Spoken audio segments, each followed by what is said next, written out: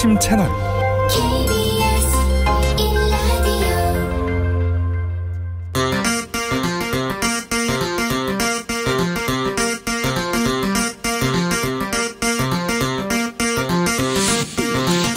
주진우 라이브.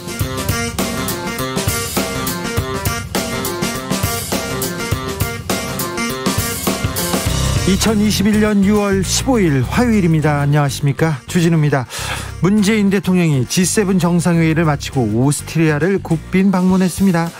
오스트리아 대통령과 총리는 한국은 코로나 극복 세계 챔피언이다, 이렇게 K방역을 호평했습니다. 문재인 대통령은 북한의 백신 지원 문제를 언급하기도 했는데요. 오스트리아 현지 분위기는 어땠는지 대통령 순방에 동행하고 있는 윤건영 더불어민주당 의원에게 직접 들어보겠습니다. 대선 전국이 본격화되고 있는 가운데 6.15 남북 공동선언 21주년을 맞았습니다. 김부겸 국무총리는 코로나 협력 이산가족 화상상봉부터 시작하자고 제안했습니다. 여야의 대권 주자들은 DJ 정신을 강조했는데요. 이재명 지사의 지지 모임 출범식을 열었어요. 많은 사람이 모였다고 합니다. 윤석열 전 총장은 국민의힘 입당을 저울질하고 있는데 본격적으로 이준석 대표와 밀당을 시작하려나 봅니다. 오늘의 정치권 상황 최가박당에서 짚어보겠습니다. 정치권에 부는 변화의 바람, 선거 문화도 바람이 불 것 같습니다. 많이 바뀔 것 같습니다. 이제는 선거운동도 가상세계에서 할 것이다. 메타버스 개념이 등장했습니다. 가상세계와 현실세계가 만난다는 그 메타버스. MZ세대들이 왜 메타버스에 빠져드는 걸까요? 유튜브 황희두 씨와 알아보겠습니다. 나비처럼 날아 벌처럼 쏜다. 여기는 주진우 라이브입니다.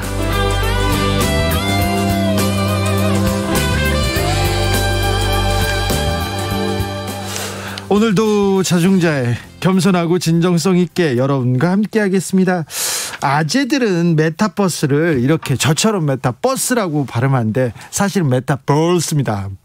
메타버스인데 그냥 편한 대로 하세요. 네. 자, 메타버스가 뭔지 조금 우리가 관심을 가져야 됩니다. 이제 비즈니스도 그렇고요, 선거도 그렇고 자꾸 현실로 돌아옵니다. 나는 모르겠어, 귀찮아, 그런 분들도 다 알아야 되니까 조금 있다가 저희가 MZ세대들이 왜 메타버스에 빠져 있는지 살펴보겠습니다. 빨간 공휴일 앞으로는 올해는 없다, 이런 뉴스 저희가 보내드렸는데 민주당에서 대체 공휴일 확대를 추진하고 있습니다. 법안 신속하게 6월 중으로 처리하겠다고 했는데 이 소식 어떻게 들으셨습니까? 반가워요. 아니, 일 더 해야 되는데, 그런 분도 있을 수 있어요. 어떤 의견 가지고 계신지 들려주십시오. 그리고 오늘은 어디서 뭐 하면서 주진우 라이브 함께하고 계신지도 알려주십시오. 오늘은 뭐 했는데 지금 주진우 라이브 함께하고 있다. 좋습니다. 여러분한테 아이스 아메리카노 준비하고 여러분 사연 기다리겠습니다. 샵 9730, 짧은 문자 50원, 긴 문자는 100원이고요 콩으로 보내시면 무료입니다. 그럼 주진우 라이브 시작하겠습니다.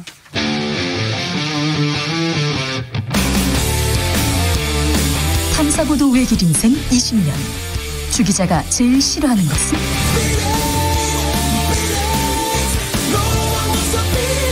이 세상에서 비리와 부리가 사라지는 그날까지, 오늘도 흔들림 없이 주진우 라이브와 함께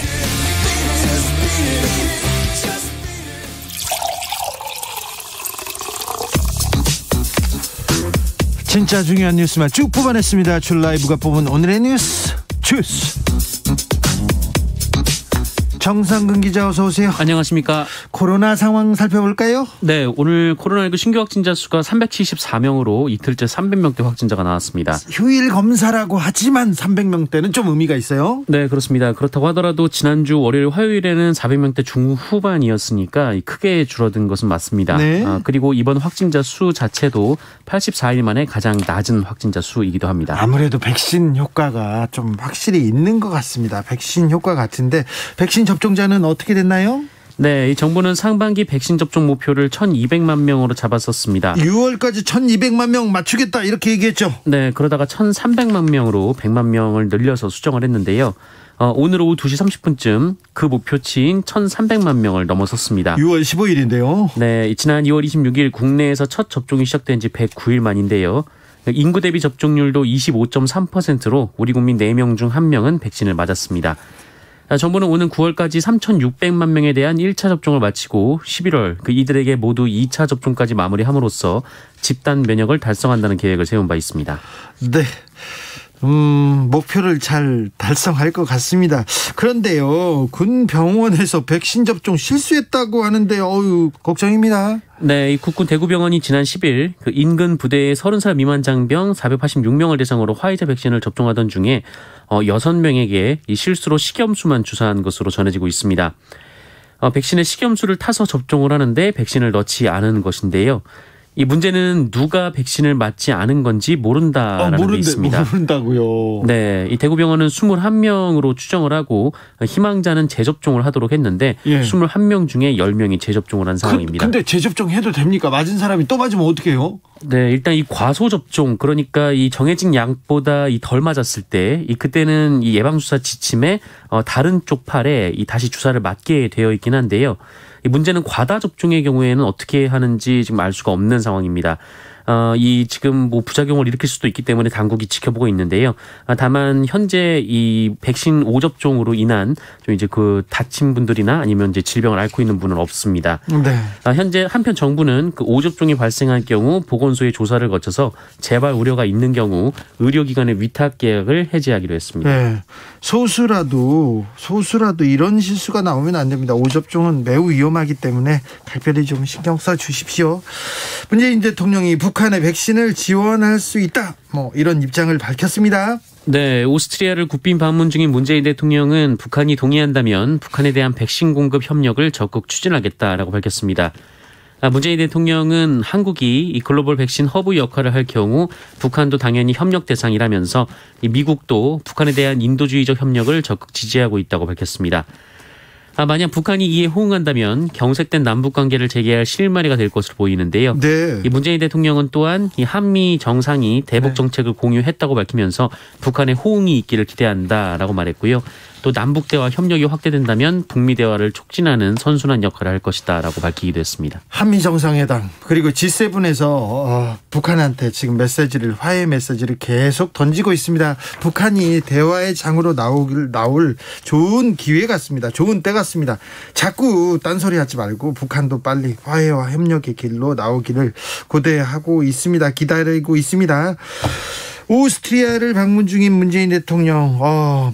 오스트리아에서는 근데 한국을 코로나 대응 세계 챔피언이라고 추켜 세우고 있더라고요. 네, 알렉산더 판데어 벨렌 이 오스트리아 대통령이 한국의 코로나19 대응이 세계 챔피언이라고 말을 했습니다. 세바스티안 크루츠 오스트리아 총리도 문재인 대통령과 회담 직후 가진 공동 기자회견에서 이 문재인 대통령께 축하드리고 싶은 것은 한국이 코로나를 잘 극복해 나갔다는 점이라고 말하기도 했습니다. 이 오스트리아의 기자도 이 문재인 대통령에게 이 한국은 코로나 팬데믹 극복을 위한 월드 챔피언으로 많이 알려져 있다라면서 오스트리아가 배울 점은 무엇인가라고 물었는데요. 이에 문재인 대통령은 전문가의 의견 존중, 국민 협조, 그리고 ICT 등 진보된 기술 적극 활용 등 3가지를 꼽았습니다. 국민 협조, 진보된 기술 적극 활용 이렇게 꼽았네요. 외국에선 이렇게 평가하고 있군요. 잠시 후에 윤건영 의원 연결해서 오스트리아에서 그리고 G7 정상회담에서 있었던 일들 자세히 들어보겠습니다. 이준석 국민의힘 대표 윤석열 전 총장에 대해서 빠른 결단 촉구했어요. 조금 밀당을 본격화하는 것 같기도 합니다. 네, 국민의힘 이준석 대표는 오늘 아침 라디오 방송에 출연해서 윤석열 검찰총장이 문재인 정부에 저항하는 이미지 말고 이 국정을 운영할 수 있는지에 대한 국민의 질문에 답해야 한다라고 밝혔습니다. 이준석 대표는 이 국민들은 외교, 안보, 경제, 교육 등에 대한 대선 주자의 관점을 확인하고 싶어한다라고 했고요. 늦으면 늦을수록 국민들이 다소 오해할 소지가 있다라고 말하기도 했습니다. 또한 이른바 버스 정시 출발론에 대해서는 어떤 대선 주자라 할지라도 당과 보조를 맞춰가는 과정을 일찍 시작했으면 하는 바람은 있다라면서 막판에 뿅 하고 나타난다고 해서 당원들이 지지해주지 않는다라고 재확인했습니다. 택시를 탈 건지 버스를 탈 건지 네. 계속 이 밀당은 계속될 것 같습니다. 윤석열 전 총장 측은 대변인이 입장을 냈어요. 네, 윤석열 전 검찰총장 측의 이동훈 대변인은 오늘 라디오 방송 인터뷰에서 이른바 버스 정시 출발론에 대해서 윤석열 전 총장도 캘린더를 염두에 두고 국민 여론을 보고 있다며 윤석열 전 총장과 이준석 대표의 시간표가 상충하진 않을 것이다라고 밝혔습니다. 이동훈 대변인은 국민의힘에 입당하라는 요구가 많다면서도 그냥 입당하는 건 윤석열식이 아니다라고 했고요. 다만 늦지 않게 선택할 것이다라고 덧붙였습니다. 오늘 6.15 남북 공동선언일인데요. 윤 전 총장이 김대중 도서관을 방문했다고요? 네, 오늘에 맞춰서 공개를 했는데요. 네. 지난 11일 이 마포구 동교동에 있는 이 연세대 김대중 도서관을 방문했다고 합니다. 윤석열 전 총장은 도서관 방명록에 정보화 기반과 인권의 가치로 대한민국의 새 지평선을 여신 김대중 대통령님의 성찰과 가르침을 깊이 새기겠습니다라고 적었습니다. 윤석열 전 총장은 약 4시간 동안 이곳에 머무르면서 김성재 김대중 평화센터 상임이사의 안내로 김대중 전 대통령 관련 자료를 살펴봤고 또 햇볕 정책 등 김대중 전 대통령의 이 정책 운영과 삶에 관한 설명을 듣기도 했습니다. 이에 윤석열 전 총장은 김대중 전 대통령에 대해 새롭게 존경하게 됐고 그 업적이 놀랐다라면서 순환 속에서도 용서와 화해를 과거를 넘어 미래로 가는 정신을 높이 새기게 됐다라고 말했다고 합니다. 김대중 전 대통령을 새롭게 존경하게 됐다고요? 김대중 도서관에 왜 왔어요? 이렇게 물어봤더니 김은걸 의원이 저한테 네. 반문하더라고요. 왜 왔는지 저한테 좀 알려달라고. 아는 사람이 없답니다. 주변에. 어떻게 왔는지도 모르고 있더라고요. 왜 왔어요? 저한테 또 반문하더라고요.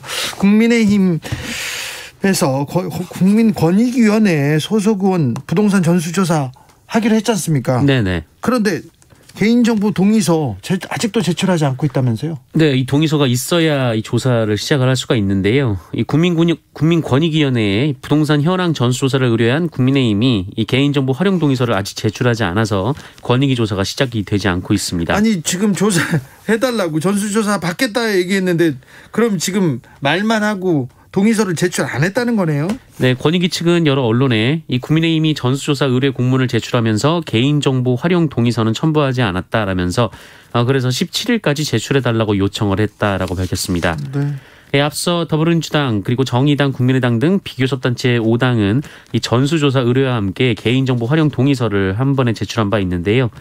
이 국민의힘은 개인정보 활용 동의서 제출은 단순한 절차에 불과한 만큼 문제가 되지 않는다라는 입장으로 오히려 17일까지 제출하기로 했는데 권익위가 여론전을 하고 있다고 비판을 했습니다. 전현희 국민권익위원장 직무 회피 논란이 되고 있는데 뭐 회피할 것이라고 보도가 나왔죠? 네, 이 국민의힘이 이 부동산 국회의원 전수조사에서 이 전현희 국민권익위원장이 직무 회피를 해야 한다라고 주장했습니다.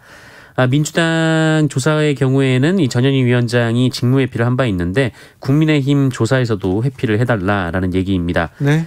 이에 전현희 위원장은 오늘 직무 회피 조치를 하겠다고 밝혔는데요. 네. 그러자 국민의힘은 이번에는 그 안성욱 권익위 부위원장 역시 문재인 대통령 선거 캠프에서 법률지원단 부단장을 역임했다면서 역시 직무 회피를 해야 한다라고 주장했습니다. 이거 좀 또 안에 들어가서 이것도 해달라 저것도 해달라 말이 많군요. 또 오늘 이준석 국민의힘 대표가 검찰에 의뢰하자 부동산 조사를 얘기하니까 또 김기현 원내대표는 누가 뭘 한다고요? 그러면서 그런 소리를 했다고요? 하면서 조금 당내 이견이 있는 것 같습니다. 어떻게 진행되는지 전수조사를 하긴 하는지 국민의힘에서 지켜보겠습니다. 더불어민주당이 모든 공휴일에 대해서 대체 휴일을 추진 중이라고 합니다. 그러니까 빨간 날에 공휴일이 겹쳤을 경우 이렇게 그 다음 날을 쉬게 하는 그런 제도를 말하는 거죠? 맞습니다. 이르면 8월 15일 광복절부터 대체 공휴일이 적용돼서 공휴일과 주말이 겹칠 경우 주중에 쉴 수 있을 것으로 보입니다. 이 더불어민주당이 관련 입법에 속도를 내기로 했는데요. 윤호중 민주당 원내대표는 올해는 휴일 가뭄이라 연초부터 한숨 쉬는 직장인들이 많았다라면서 대체 휴일법을 오는 광복절부터 즉시 시행되도록 법안 처리에 속도를 내겠다라고 밝혔습니다. 올해 이렇게 공휴일하고 주말이 겹치는 날이 며칠이나 됩니까? 네, 앞으로 4일이나 됩니다. 현재 국회는 이 강병원 민주당 의원이 발의한 대체 공휴일 법안을 비롯해서 이 공휴일을 확대하는 법안이 여러 제출된 상태인데요.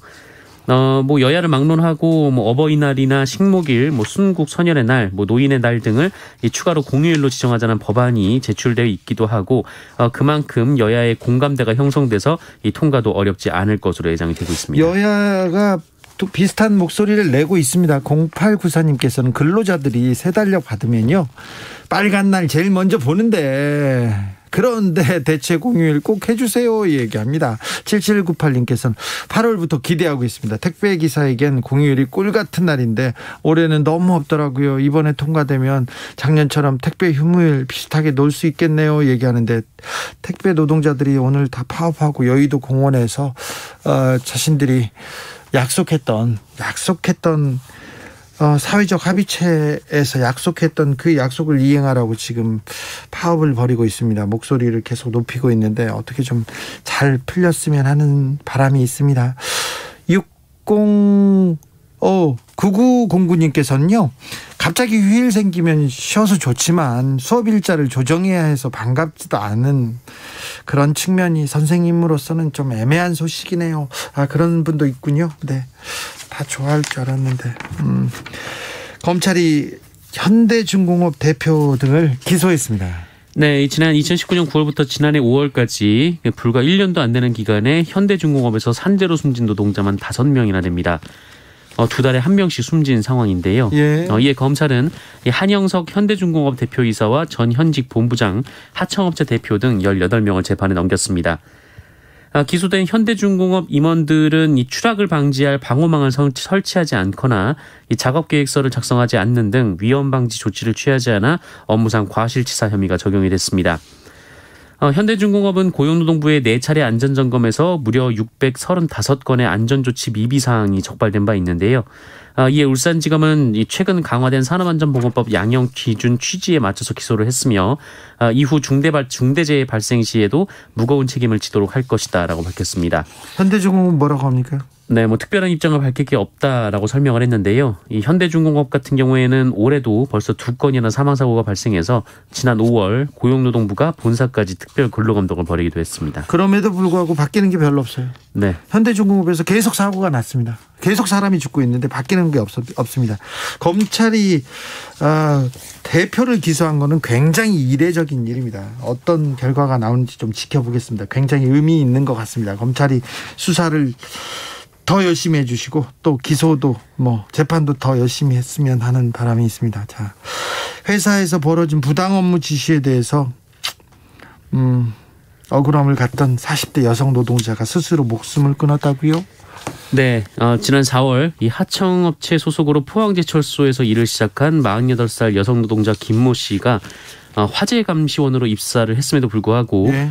입사 일주일도 안 돼서 무거운 수해 파이프 100개를 옮기라고 지시를 받는 등 좀 감당하기 어려운 지시를 받았습니다. 폭언도 있었다고 하더라고요. 네, 이 폭언도 일삼았다라고 하고 또 현장 노동자 10여 명 중에 유일한 여성이었던 김 씨는 이 성희롱에도 노출이 됐었다고 하는데요. 결국 김 씨가 이 노동조합에 피해 사실을 신고했고 곧바로 사측의 조사가 시작이 됐는데 그런데 이렇게 괴롭혔다라는 의혹을 받고 있는 사람들이 이 김 씨를 앞에 두고 자기가 언제 그랬냐라며 이 거세게 반발을 했습니다.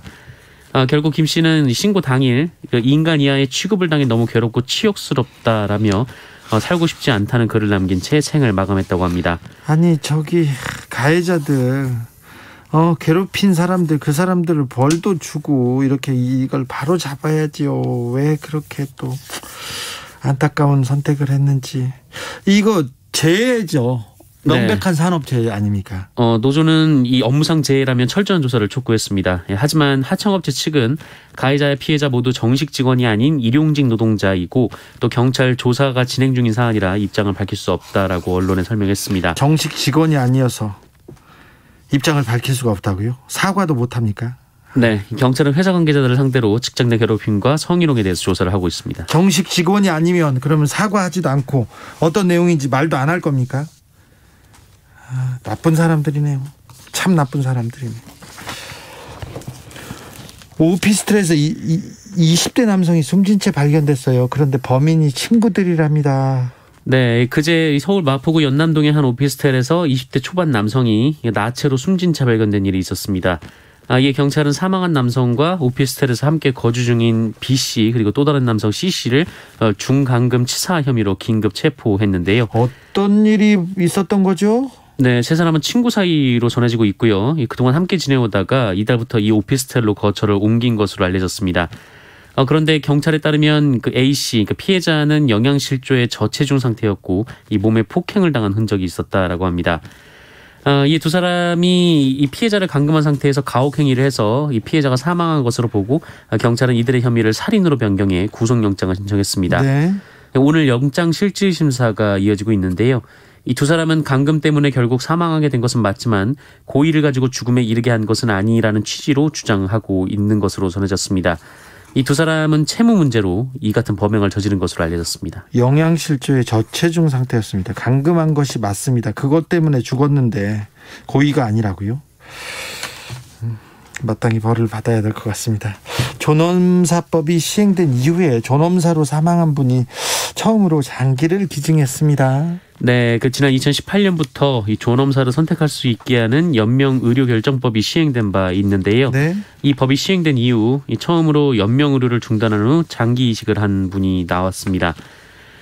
고대병원 중환자외과는 보호자의 동의를 얻어 그 임종기에 처한 52살 남성 환자의 연명의료를 중단한 뒤 이 간과 신장을 총 3명에게 성공적으로 이식했다고 합니다. 지난해 7월 이식을 했는데 이 수혜자의 예우 등을 살펴서 1년여가 지난 후 정식으로 공개가 됐습니다. 연명의료를 중단한 남성은 갑작스러운 뇌출혈로 뇌사에 가까운 뇌손상 상태에 빠졌습니다. 이 장기 기증을 위한 뇌사 기준에는 맞지 않았으나 이 회생할 가능성이 없는 임종기에 처한 상황이었습니다. 결국 가족들은 의료진과의 논의 끝에 이 장기 기증으로 새 생명을 살리는 데 기여하기로 했다고 합니다. 가장 고귀한 선택을 한 것 같습니다. 네, 그 뜻이 새 생명을 살렸습니다. 주스 정상근 기자 함께했습니다. 감사합니다. 고맙습니다. 멜로디 오브 바흐님께서 메타버스라고 해서 메타버스 이 댓글 달려고 갓길에 잣됐어요. 크크크크 했는데 좀 웃겼나요? 제가 너무 좀 아저씨 발음이었습니다. 죄송합니다. 제가 가끔 뭐 오토바이라고 하고 배터리라고 하고 그런 좀 실수가 있는데 죄송하게 생각합니다. 메타버스인데 네, 메타버스 이렇게 잘 하겠습니다. 이거 그 아재들이 실수하니까 그런 거예요. 또 알려주려고 하는 거지. 나는 버스인지 알지. 네, 죄송합니다. 4988님, 요즘 우리 군이 왜 이러는지 급식 문제가 터진 지 언젠데 좀 정신 좀 차립시다 얘기합니다. 5050님은 저는요 어제 백신 맞고 오늘은 영양제 맞고 지금은 삼겹살 먹어요. 네, 아유 잘하셨습니다. 0648님 자녀 백신 떠서 터치하면 없음. 다들 폰만 보고 있나요? 반응 속도 장난 아니네요. 이렇게 폰만 보고 있으면 손은 누가 키우나요? 손은 누가? 이런 분들 많습니다. 네, 자녀 백신 맞겠다고 지금 계속 하는데 정부에서 6월까지 1200만 명 이렇게 생각했는데 1300만 명으로 목표치를 폈는데도 바로 이렇게 달성했지 않습니까? 그러니까 차곡차곡 착착 진행될 거니까 너무 걱정하지 마십시오. 4967님께서 대체 공휴일 지정하면요 공무원과 대기업 직원들만 혜택 보잖아요. 모두가 동일하게 쉴 수 있도록 좀 해주세요 얘기합니다. 중소기업이나 5인 미만 회사는 또 빨간 날 이렇게 해도 잘 안 지키는 사람들이 많아요. 그래서 지금 공휴일로 만드는 게 좀 중요한 것 같다 그런 생각도 해봅니다. 7392님은 프리랜서로 일하기 때문에 일하면 돈 벌고 일 안 하면 돈을 못 법니다. 그래서 공휴일이 늘어나면 돈을 못 벌게 돼서 걱정입니다. 네. 그 마음도 또 이해가 되네요. 1361님께서는 사람 목숨을 죽이는 공장이 있는가 하면 별세한 후에 사람의 목숨을 살리는 거룩한 사람. 저도 갓길에 주차하고 댓글 답니다. 아유, 네, 감사합니다. 네, 그분들이 있어서 주진우 라이브가 만들어지고 있습니다. 교통정보센터 다녀오겠습니다. 오수미 씨. 네, 시각 교통정보입니다. 중부지방은 먹구름이 물러가면서 퇴근길이 한결 수월하겠는데요. 다만 남부권에서는 여전히 비가 내리면서 빗길 사고가 생겨나고 있습니다. 대전 통영간고속도로 대전 방향으로 고성 부근 2차로에서 화물차 사고가 났고요. 수습을 하고 있습니다. 남해고속도로 부산 쪽으로도 7원 분기점 1차로에서 승용차 사고가 일어났습니다. 사고 차량 견인 중에 있으니까 여파로 정체가 되고 있어서 주의를 해주셔야겠습니다. 서해안고속도로 서울 방향으로는 서평택 분기점부터 화성휴게소, 매송휴게소를 지나 용담터널, 일찍에서 금천까지 답답한 흐름이고요. 경부고속도로 서울 쪽으로도 남사에서 오산, 기흥동탄에서 수원, 판교 분기점까지 구간 속도가 떨어져 있습니다. 또 달래내고개에서 반포까지도 정체가 되고 있는데 이 사이 잠원나들목 4차로에는 고장난 소형 화물차도 서 있어서 여파가 더해져 있는 상황입니다. 지금까지 KBS 교통정보센터였습니다. 주진우 라이브.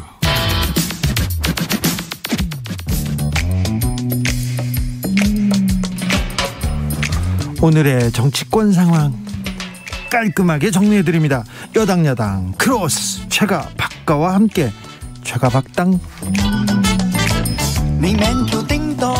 띵당큐 띵동 여야의 최고 파트너입니다. 주진우 라이브의 공식 대변인입니다. 두 분 모셨습니다. 박성준 더불어민주당 의원 어서 오세요. 예, 안녕하세요. 최영두 국민의힘 의원 어서 오세요. 네, 안녕하십니까. 지금은 야당의 시간입니다. 야당의 쇼타임입니다. 이준석 대표의 자 하루하루 이렇게 국민의힘은 어떻게 가고 있습니까? 처음 회의도 하고 많은 일을 하고 있는 것 같습니다. 네, 이제 많은 관심이 이제 30대 정치혁명 네. 이게 주제고 따릉이를 탄 것부터 해서 이준석 대표가 첫 최고위에서 이런 발언을 했다고 하네요. 제가 따릉이를 탄 것이 그렇게 큰 이슈가 될지 몰랐다. 그래서 이제 오늘부터 우리가 행하는 파격은 새로움을 넘어서 새로운 여의도의 표준이 되어야 한다. 그러니까 새로운 표준을 만들고 있다고 생각을 합니다. 그래서 다양한 생각이 공존할 수 있는 그릇이 되어야 하고 변화에 대한 두려움보다는 새로움에 대한 기대가 우리 언어가 되어야 된다. 이제 이게 이준석 효과인데 이걸 계속 이제 제공해 줘야 되는 야당도 사실은 쉽지는 않을 것 같습니다. 맨날 새롭고 맨날 변할 수는 없잖아요. 그런데 이제 어쨌든 많은 사람들의 기대는 특히 30대, 20대 또 나이 드신 분들도 마찬가지입니다. 이번 여론조사를 보면 오히려 60대 이상에서 이준석 대표를 지지하는 사람도 많았다고 하는데 이 정치가 다시 일상으로 돌아왔습니다. 이전에 어떤 의류 브랜드 광고가 있었는데 그녀의 자전거가 갑자기 내 가슴으로 들어왔다. 최영두 의원도 바뀌셨는데 변화의 바람이 최영두 의원한테 지금. 그러니까 언급도 하기 싫던 정치가 갑자기 보통 사람들이 일상으로 훅 들어왔습니다. 그런 것들을 이 신선한 것들을 계속 이어가야 될 텐데 네. 더 열심히 분발해야겠죠. 최영두 의원 신선했어요. 그녀의 자전거가 훅 들어왔습니다. 지금 우리 주준 앵커가 얘기했처럼 이제 지금 시간이 야당의 시간이 이준석 대표의 시간인데요. 네. 저도 예전에 방송을 하다 보면 그런 경우가 있더라고요. 어떤 사람의 그 호감도가 높아지면 뭐를 해도 다 좋은 거예요. 그런데 이제 호감도가 어느 정도 또 식다 보면은 실망의 시간으로 또 돌아갈 수가 있는 건데. 붕 뜨면 추락도 또 있죠. 그게 이제 뭐냐면 버블이라고 하는 부분을 실력을 통해서 이제 하나하나 탄탄하게 올라가지 않으면 그 버블을 스스로 끄면서 내려가는 경향이 있는데 지금 아마 그런 시험대에 들 수 있는 이제 시간이 있는데 아직 당분간은 야당의 시간, 이준석 대표의 시간이 계속 지속될 것으로 보여집니다. 그러게요. 네. 조혜숙님께서 언론사들은 30대 정치혁명에 대해서 관심이 있는 게 아니라요. 이준석이 뭘 입었는지 뭘 신었는지 이런 게 더 궁금한 것 같아요. 지금은 이준석 타임이어서 그런 것 같습니다. 그런데요. 최영두 의원님, 네. 이 당이 최고위원회 회의에서 이렇게 아침마다 회의를 하면서 이렇게 어떤 이슈를 정할지 어디로 갈지 방향을 정하지 않습니까? 네네. 최고위원 회의 어떻게 진행되고 있는지 궁금해요. 저도 최근에 들어가 본 적이 없어서 모르겠는데 아마 지난번에 근데 사실은 이게 공산당 회의도 아니고 민주적인 정당 회의이기 때문에 다양한 이해관계와 또 다양한 어떤 시각을 대변하는 나와야죠. 네, 그래서 다른 목소리에 나와야죠. 이제 가장 최근에 이제 회의는 어제인가요? 이제 왜 최고위에서 협의해야 될 사안들이 인사 사안이죠. 결정할 일들이 사전에 공개되고 발표되느냐. 네. 이렇게 되면은 최고위가 의미가 없는 거 아니냐, 역할을 할 수 없는 거 아니냐라는 이런 당연한 문제제기가 있었다고 합니다. 네. 그리고 또 다른 최고위원도 언론을 보고 우리가 인선을 하게 되면 최고위가 무엇하러 필요한 것인가 이런 이야기도 했고. 어떤 의원들이 그 얘기했어요? 조수진 의원이 했어요? 김재원 최고위원하고 조수진 최고위원인데 이런 말씀 해 주셔야죠. 네. 해 주셔야 되고. 그다음에 그래서 이제 이에 대해서 이준석 대표가 저도 전직 최고위원이라 최고위원을 이제 10인 했죠. 예. 최고위원 발언을 경청하는 문화를 뼈저리게 느끼고 있다. 예. 그래서 이제 지금 정책위원장은 인선에 협의하고 있고 사무총장 인선도 진행 중인데 인사보안을 잘 지키고 있다 했는데 이게 이제 김기현 원내대표가 조금 이렇게 두둔을 해줬습니다. 지원을 해줬는데 이준석 당대표가 선출되자마자 지금 인력이 자기 사람이 한 사람도 고정 인력이 한 명도 없지 않나. 그래서 당장 당대표가 어디 일정을 가져야 되고 움직여야 되는데 비서실장도 없고 브리핑 해줄 대변인도 없어서 누군가는 해야 하지 않느냐. 그래서 그렇게 정할 수밖에 없었으니까 그런 점에 이해를 해달라고 이 대표를 오히려 옹호해 줬다고 합니다. 그런데 제가 옆에서 볼 때 이 당대표가 뽑고 이제 최고위원 기간이라고 하는 것이 어느 정도 시간에는 허니문 기간이 필요한 거예요. 네. 그래서 당대표에게 이제 힘을 몰아주고 당대표가 모든 일을 할 수 있도록 이제 힘을 같이 만들어가는 과정인 건데 벌써부터 허니문 기간은 없는 거 아닌가라는 생각이 좀 들었고 네. 그리고 당대표가 지금 취임을 해서 인사를 하는 경우에 있어서는 비서실장이라든가 수석 대변인은 당대표가 할 수 있는 겁니다. 네. 그렇게 하고 최고위원들 이렇게 했구나라고 받아들이면 되는 것인지 이걸 자체를 이제 과정상에서 문제를 삼아서 이준석 대표에게 이런 비판적인 얘기를 했다라는 건 뭐냐면 김재원 최고위원이나 조수진 최고위원이 길들이기에 들어가는 거 아니냐. 일단은 한방 먼저 우리가 얘기하는 그 공격적인 어떤 태도를 취하면서 실제 이러한 모습을 볼 때는 허니문 기간은 없는 것 같다 이런 생각이 좀 들었습니다. 최영두 의원님, 김재원 최고위원이 경험이 많잖아요. 많죠. 많고 네. 청와대 정무수석도 하시고 그리고 뭐 한 정권에서 뭐 중추적 역할도 하셨고. 근데 김재원 최고에 비해서 다른 분들은 사실은 의원 경험이나 좀 정치적 경험이 좀 짧기 때문에 혹시 최고위원회의가 김재원 의원 최고 위주로 이렇게 굴러갈 가능성은 없어요? 우리 여풍당당 국민의힘 최고위원회가 되지 않았습니까? 지금 그 조수진 의원 네. 또 배현진 의원 그리고 정미홍 전 의원. 정미경? 정미경 네. 전 의원. 아이고 죄송합니다. 정미경 전 의원 있었는데 다들 특히 현직 의원 두 분하고는 제가 상임위도 해보고 네. 국회 활동 또 원내대변인 활동을 해보면은 굉장히 그 논리라든가 이런 게 분명하기 때문에 정책 능력도 있고 해서 이게 오히려 김재원 최고위원이 발언 기회가 많이 줄어들지 않을까 생각되고요. 정미경 최고위원도 재선 의원에다가 또 검사 출신에 네. 또 방송 활동을 많이 하시고 네. 이 감수성이라든가 이 논리력이라든가 이런 것들이 다 대단하셔서 네. 이게 아마 오히려 김재원 최고위원회의 무대라기보다는 여풍동당 무대가 될 확률이 높습니다. 제가 옆에서 볼 때는 이제 그 최고위원들의 이제 구성도라고 할까요? 이제 각자의 어떤 역할이 있는 건데 제가 볼 때는 야당의 최고위원 포진을 볼 때는 최전방 공격수만 있다.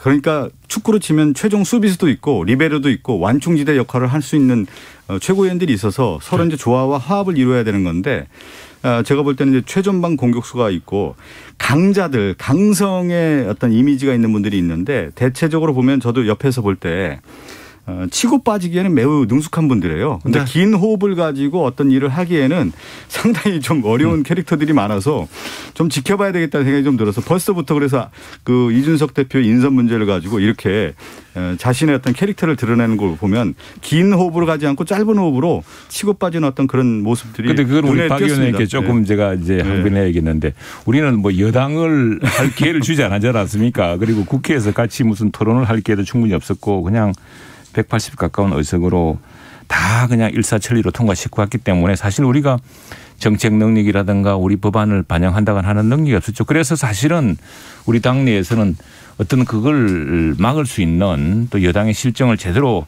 비판할 수 있는 비판을 잘하는 분들이 눈에 띌 수밖에 없었고 특히 그 점에서 이제 방송도 진행도 하고 신문 기자로서 이름을 날렸던 조수진 최고위원 또 MBCS 뉴스데스크 앵커도 했던 또 배현진 최고위원 뭐 이런 분들이 이제 그런 역할들 잘 하셨고 또 정미경 의원도 패널로 뭐 활약하셨어요. 패널로 굉장히 활용을 하셨기 때문에 근데 그런 역할이 지금 야당 의원이었기 때문에 더구나 여당의 질주가 진행되던 시기였기 때문에 그런 것이고 이제 아마 집권 능력을 과시해야 될 시점이 되면은 역량도 또 다른 역량도 또 보여주시겠죠. 그러니까 보내면 이제 최고위원 회의라는 게 어떤 뭐 대여 이제 공격으로 독설도 퍼붓고 뭐 여러 얘기를 할 수가 있지만 사실은 이 최고위원이라고 하는 것은 이제 정책 대안 능력도 이제 만들어줘야 되는 거고 네. 실제 최고위원의 지금 이제 대선 국면에 있어서는 집권 능력에 대한 것도 이제 보여줘야 되는 건데 이거 공격만 해서는 되겠느냐라는 생각이 좀 들더라고요.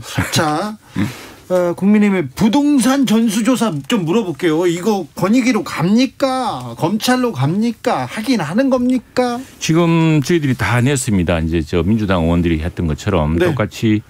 동의서 안 냈던 걸로 알고 있는데. 동의서 다 냈습니다. 아니, 당에다는 냈는데 권익위로 또 안 냈다는데요. 그러니까 동의서 안 냈다고. 그게 시간 문제죠. 사실 그 권익위가 제가 몇 차례 말씀드렸습니다만 이왕 이렇게 진행됐으니까 네. 저희들도 만할 수 없게 됐는데 감사원에서는 국회가 한꺼번에 요청하는 것도 아니고 야당만 해줄 수는 없는 일이고 또 권익위는 제가 말씀드렸다시피 권익위는 국민 권익을 보호하고 국민들의 억울한 사정을 풀어주는 곳인데 이게 국회의원들 무슨 면죄부 주는 곳이 됐어요. 아니, 국회의원 투기를 잡아서 국민들의 억울함을 풀어주는 거예요. 이게 제가 하나만 말씀드릴게요. 잠깐만. 말씀드리면 지난번에도 그래서 저희들이 냅니다. 네. 내는데 아마 저희들은 훨씬 더 큰 조건을 붙일 텐데 이거 끝난 뒤에 특검 같이 하자. 네. 제가 지난번에도 이 부동산 전수조사와 관련해서 야당의 지연 전략을 분명히 있을 것이다 이렇게 예측하지 않았습니까? 그전에도 지연 전략 아닙니다.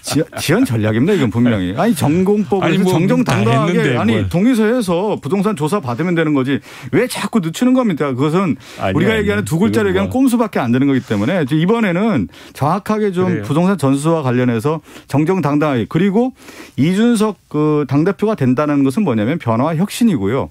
과거의 여의도 문법이라고 네, 하는 자신에게 불리한 문제에 대해서는 지연 전략을 쓰는 것을 과감하게 떨쳐라. 이런 언명을 준 건데 지금 이준석 대표의 당대표의 민심의 반영과는 좀 동떨어져 있다. 어쨌든 지금 똑같은 기준을 적용해야 된다고 하니까 우리는 국민권익위로 가고 네. 국민권익위가 끝난 뒤에 여야 모두 함께 지금 사실은 민주당 내에서도 이 권익위 조사 결과를 불복하는 의원님들이 5분이나 계시지 않습니까? 그래서 그런 등등의 문제도 있으니까 그러면 한꺼번에 특검을 하든지 왜 사실 이 문제를 처음에 특별검사하자고 여야가 의견 접근을 했어요. 예. 했는데 그걸 미루다가 이제 갑자기 권익위에 민주당이 먼저 던져버린 거예요. 권익위는 맞지 않다고 생각했는데 네. 어쨌거나 권익위 조사는 다 같이 할 거고. 설명을 좀 드리면 그 당시 최영두 대변인도 원내대변인이고 저도 원내대변인인데 LH 사태 문제가 등장하니까 야당에서 국회의원들 부동산 전수조사를 하자라고 먼저 제안을 했어요. 네. 조사를 했더니 감사원 같은 경우는 국회의 감사 기능이 없기 때문에 그러면 독립적인 조사기관이라고 할 수 있는 국민권익위밖에 없었던 겁니다. 그래서 신속하게 조사를 진행하자고 우리가 또 여당에서 제안을 했던 거고요.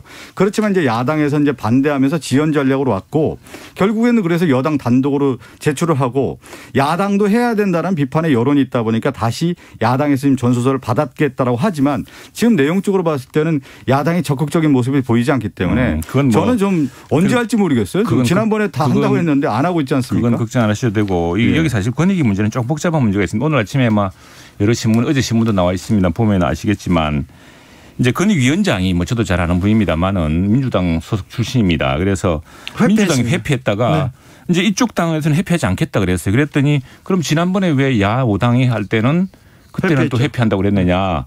오늘 아침에 이제 좀 진보적인 신문조차도 이건 살이 맞지 않다라고 얘기를 했습니다. 했는데 회피하기로 했죠. 예, 그 얘기 있었고 어쨌거나 지금 뭐 권익위는 국민들 권익을 옹호해 주는 데고 그 억울한 일을 이제 설명해 주는 일인데 사실 이거 하면 권익위 인원들이 또 여기에 매달려야 됩니다. 당연히 국민들의 권익 보호는 지연되는 측면이 있겠죠. 그리고 그래서 어쨌거나 지금 뭐 민주당한테 이래 가지고 우리가 괜히 이거 국민 권익이 뭐 안 하는 것처럼 비춰서 빨리 진행하자. 그렇죠. 빨리 갑니다. 빨리 가고 다 됐고요. 지금 다 됐고. 국민 권익 보호에 대한 부분을 얘기했는데 이 부동산 문제가 사회적 불평등을 이야기하고 실질적으로 부패 문제가 연결되기 때문에 이 문제를 바로잡는 게 올바른 국민의 권익 보호를 하는 거거든요. 그것이 표본 모델에서 국회의원들이 부동산 전수조사를 하자는 제안이기 때문에 야당에서 좀 신속하게 해 주시고요. 최영두 의원님이 오늘 가서 얘기를 좀 해 주십시오. 빨리 하자고. 이미 다 됐고요. 최영두 의원님이 대표였으면 바로 아니. 그건 뭐 당연히 됐고요. 지금 더 나가서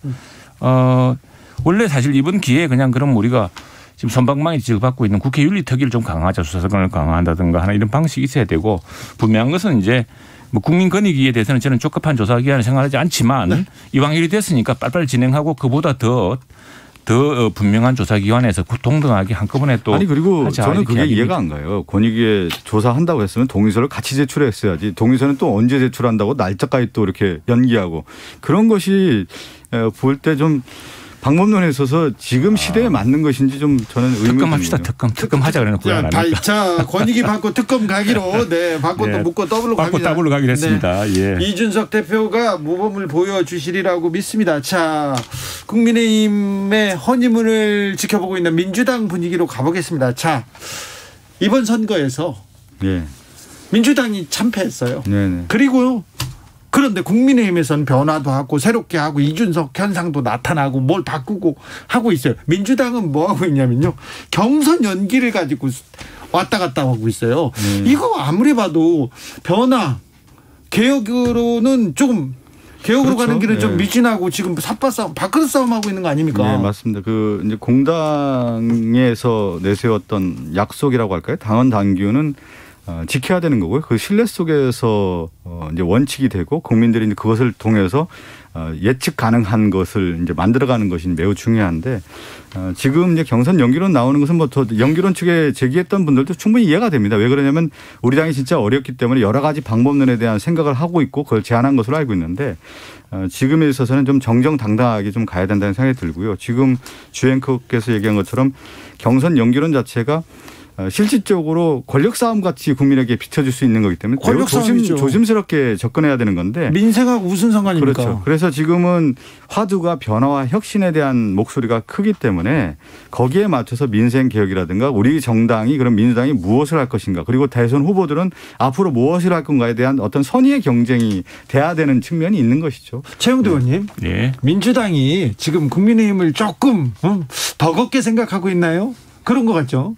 이게 정치란 것은 서로가 이제 앞서거니 뒤서거니 하면 앞서가야죠. 앞서가면서 또 앞서가면은 그걸 따라잡기 위해서 노력하고 그런 이제 선순환의 정치가 시작되었다고 생각합니다. 아, 선순환? 예, 저 선의의 경쟁 그리고 변화와 또 혁신의 경쟁 이런 것들을 한꺼번에 시작해야죠. 그런 것들이 저는 뭐 송영길 대표의 당선과 그동안의 노력으로 민주당이 먼저 사실 시작했다고 생각합니다. 그런데 그보다 훨씬 더 큰 바람과 물결이 지금 30대 당대표의 탄생으로 또 그리고 최고위원회 또 여풍당당의 시대가 열리고 하면서 굉장히 큰 변화가 지금 뭐 여야가 앞서거니 뒤서거니 하고 가고 있다고 생각합니다. 그러니까 지금 흐름은 기존의 정치 문법이라고 하는 여의도 문법이 있지 않습니까? 네. 예를 들면 당내 투쟁이라든가 이제 권력 싸움이라든가 그 이후에 어떤 자신들의 정치적 입지 뭐 이런 여러 가지들에 대한 거에 대해서는 과감하게 떨치라는 거 아니겠습니까? 그래서 새롭게 변화하는 모습을 통해서 국민에게 다가가라는 명령이기 때문에 그거에 대한 선의의 경쟁은 더 가속될 거라고 봅니다. 네, 특별히 민주당이 좀 분발하셔야 되는 것 같아요. 좀 뒤처집니다.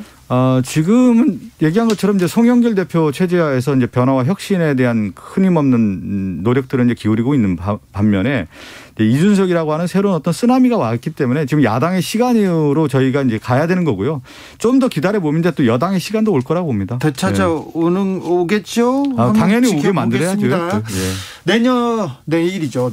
내일이 6월 임시국회 시작입니다. 이제 민생의 시간입니다. 최영두 의원님, 자, 민생을 위해서 우리 국민의힘에서는 이 법은 통과한다. 이 일은 한다. 알려주십시오. 이제 지금 손실보상법 문제입니다. 손실보상법? 예. 지금 우리 국민들이 K방역에 협조하면서 정부의 행정명령, 그러니까 방역을 위한 행정명령, 집합금지 업종에서 몇 인 이상 못 모이게 하고 몇 시까지 영업을 제한하고 이렇게 해왔습니다. 이 행정명령을 우리 소상공인과 많은 이제 그 사람들이 따라왔죠. 다음에 그 자영업자들이.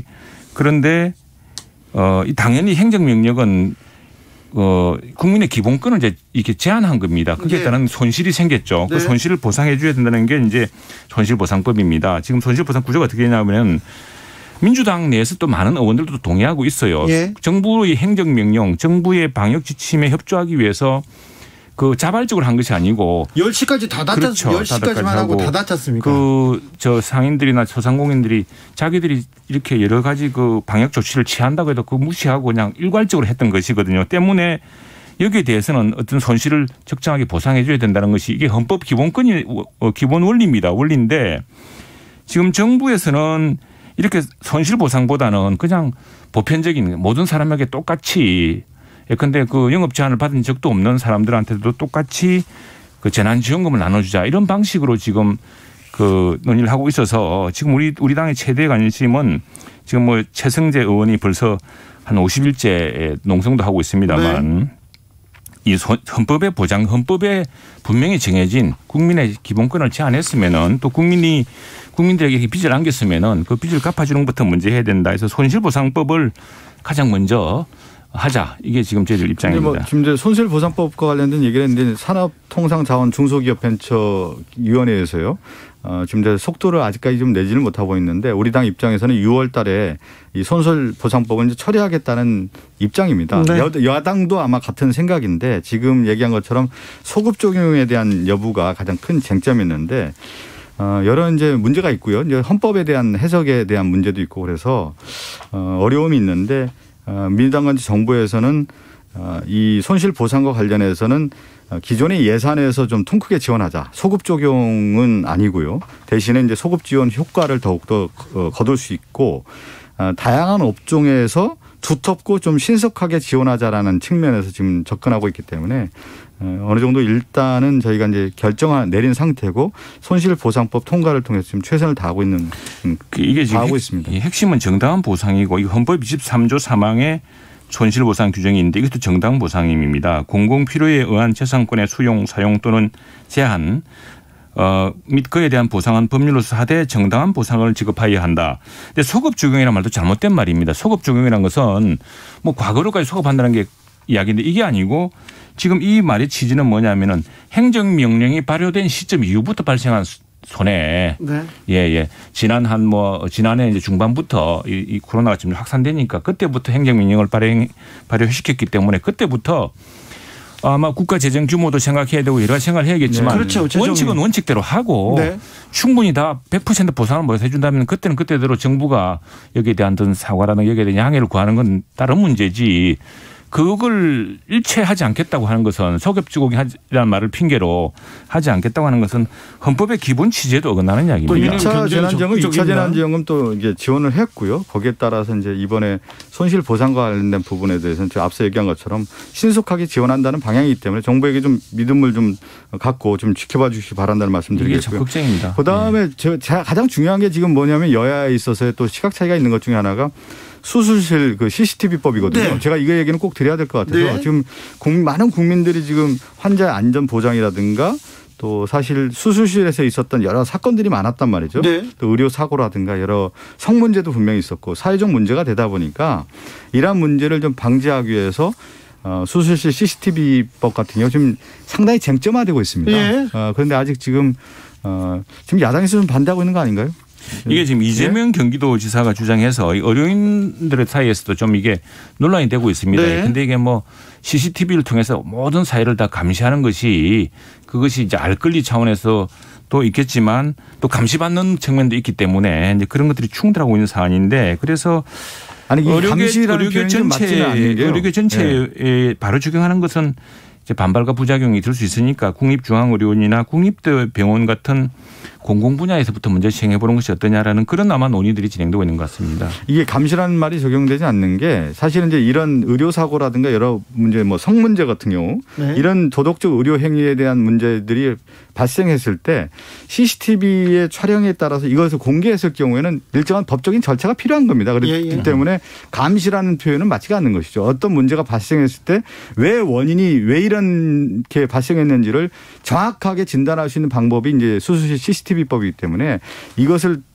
해야 된다라고 하는 여론이 매우 강한 거고요.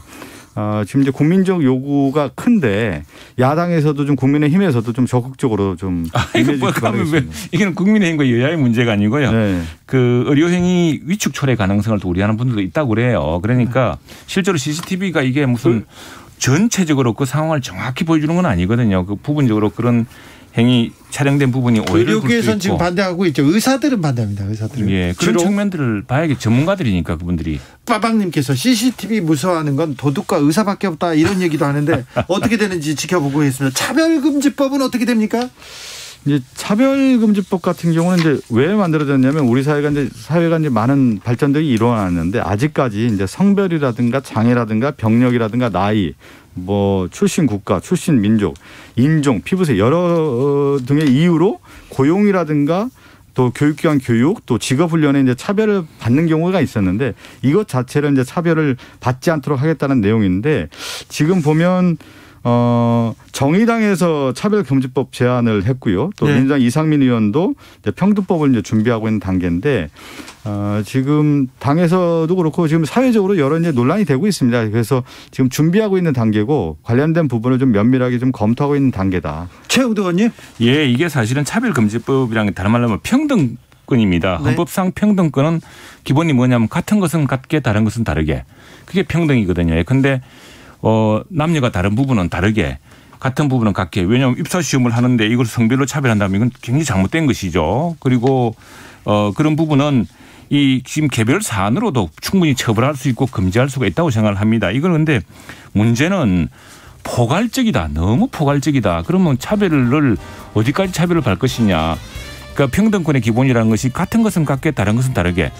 조건이 같은 것은 무엇이고 조건이 다른 것은 무엇인가를 다 따져봐야 되는데 이게 너무 포괄적이라는 점에서 여러 논란이 좀 있는 것 같습니다. 포괄적 얘기했는데 사실 이제 우리가 평등이라고 얘기할 때 실질적인 어떤 형식적 평등이 있고요. 실질적 평등이 있는데 좀 더 우리 사회가 이제 실질적 평등을 갖춰가야 된다라는 여론을 담은 법이라고 볼 수 있습니다. 국회가박당 마무리해야 됩니다. 네. 구체적 평등을 감사. 두 분 감사합니다. 6월 국회 더 열심히 뛰어주십시오. 네.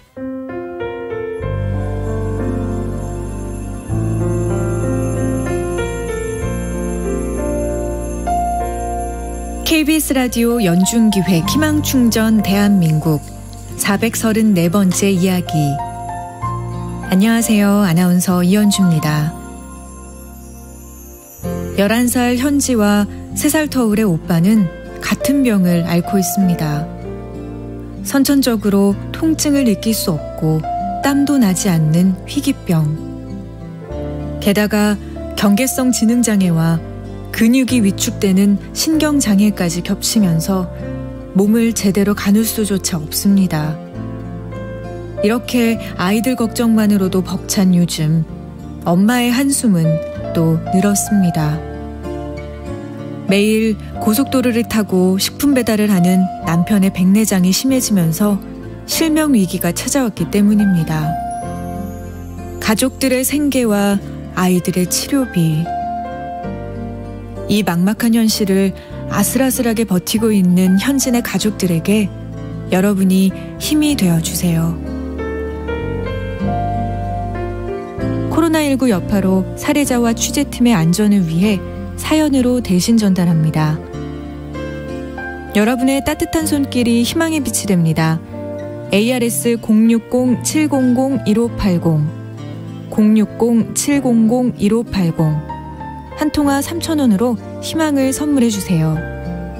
KBS 라디오 연중기획 희망충전 대한민국은 초록우산 어린이재단, 인탑스 주식회사 그리고 청취자 여러분과 함께합니다. ARS 060-700-1580 한 통화 3,000원입니다.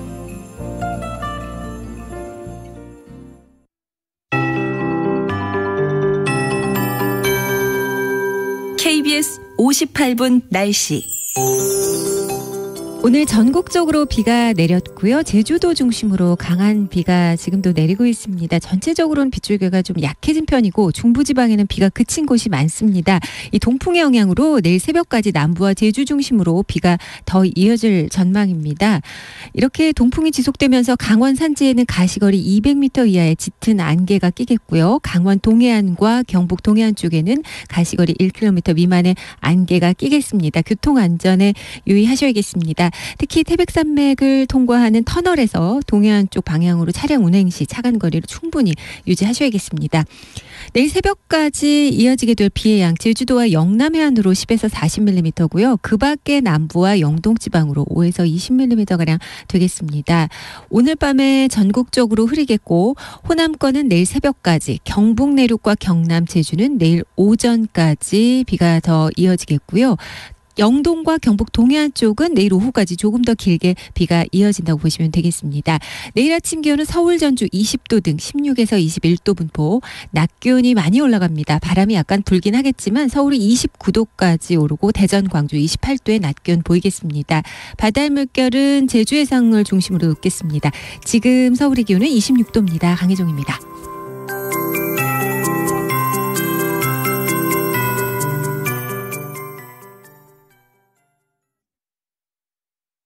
정성을 다하는 국민의 방송 KBS가 6시를 알려드립니다.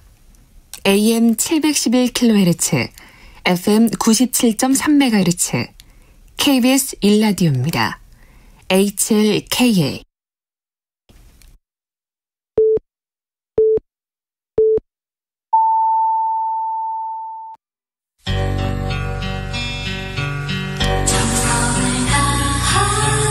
정성을 다하는 국민의 방송 KBS 주진우 라이브. 그냥 그렇다고요. 주진우 라이브 함께하고 계십니다. 라디오 정보센터 다녀오겠습니다. 정한나 씨. 경찰은 광주시청과 동구청, 학동 4구역 재개발산업조합도 동시에 압수수색했으나 철거공사 복마전에 개입했다는 의혹을 받는 조폭 출신 인사를 해외 출국 뒤 입건하는 등 수사 허점을 노출했습니다. 군 당국이 올해 첫 독도 방어 훈련인 동해 영토 수호 훈련을 실시했습니다. 비공개로 진행된 상반기 독도 방어 훈련에는 해군과 해경함정 및 항공기를 비롯한 공군 전력이 투입된 것으로 알려졌습니다.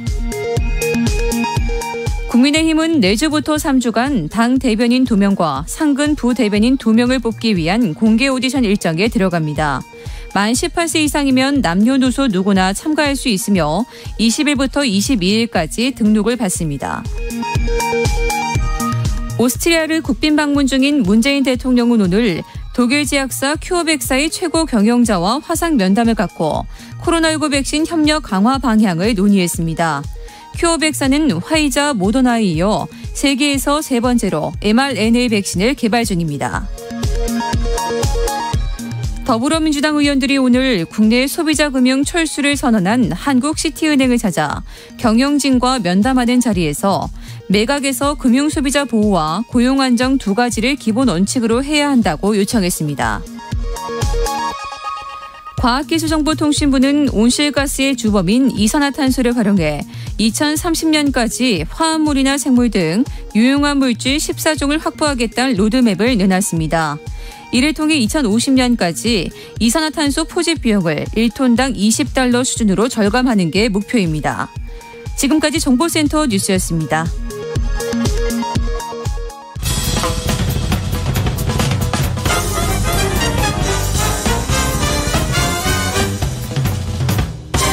훅 인터뷰. 모두를 위한, 모두를 향한 모두의 궁금증 훅 인터뷰. 문재인 대통령이 유럽 3개국을 차례로 방문하고 있습니다.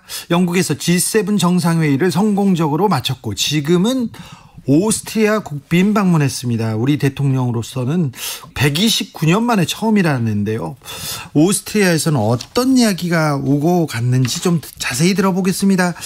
문재인 대통령 유럽 순방에 특별 수행원으로 동행하고 있는 윤건영 더불어민주당 의원 연결합니다. 안녕하세요, 의원님. 네, 안녕하세요. 윤건영입니다. 네, 지금 어디에 계세요? 저는 오스트리아 현지에 있고요. 네, 구로 독산동 같은데요. 예. 지역구에 있는 것처럼 가까이 들립니다. 독산동은 참고로 저희 지역이 아니고요. 신도림동과 구로동이 저희 지역입니다. 네, 죄송합니다. 네. 의원님 왜 가셨어요? 이게 저희가 의원 외교 차원에서 네. 대통령 순방 일정 중에 이렇게 의회 방문하고 의회 지도자들 면담 일정이 잡혀 있거든요. 네. 이번 오스트리아, 스페인 순방에도 각국의 의회 방문 일정이 있습니다. 네. 두 국가 모두 내각제 국가라 의회 역할이 매우 중요한데요. 네. 저는 이제 국회 외교통일위원회 위원으로 이런 부분에 좀 보탬이 되고자 참석하게 된 겁니다. 영국 들렸다 오스트리아 갔습니다. 오스트리아에서는 어떤 일들이 있었습니까? 좀 현지 반응은 어떻습니까? 이게 오스트리아 교민들이 많지 않다고 합니다. 그리고 또 그중에서는 상당 부분 음악 공부하시는 분들이 많은데 네. 코로나 상황이라 교민 수가 좀 많이 줄어들었는데요. 네. 대통령 도착하실 당시에 한 150여 분 정도가 나와가지고 반겨주셔서 네. 이 현지 대사관들도 되게 놀랐습니다. 오스트리아 교민이 150분이나 계세요? 아니 모여가지고 대통령을 이제 막 맞이해 주시더라고요. 네. 연호해 주시고 네. 되게 놀랬고 그날 밤에 이제 밤 10시가 넘은 시각이었는데 제가 이제 호텔 밖에 잠시 나와서 바람을 쐬고 있는데 승용차 한 대가 제 앞에 딱 쓰더니 네. 한 분이 제게 말을 거시더라고요. 네. 이분이 오후에 대통령 환영하러 나왔던 교포 중에 한 분이신데 네. 걱정이 돼가지고 호텔 주변에 계속 계셨던 거예요. 왜 걱정이 된대요? 대통령이 잘 지켜라 그러시면서 네. 마음이 짠하신 거죠. 그래서 네. 가지도 못하시고 계속 이 주변을 돌아오셨던 것 같은데 한편으로 고맙기도 하고 참 마음이 여러 가지 생각이 들었습니다. 네. G7 정상회의 좀 여쭤보겠습니다. 지난해에 이어서 올해까지 2번 연속으로 이렇게 G7 정상회의에 초청됐습니다. 선진국 네. 중에 선진국이라는 이거 어떤 의미로 봐야 됩니까?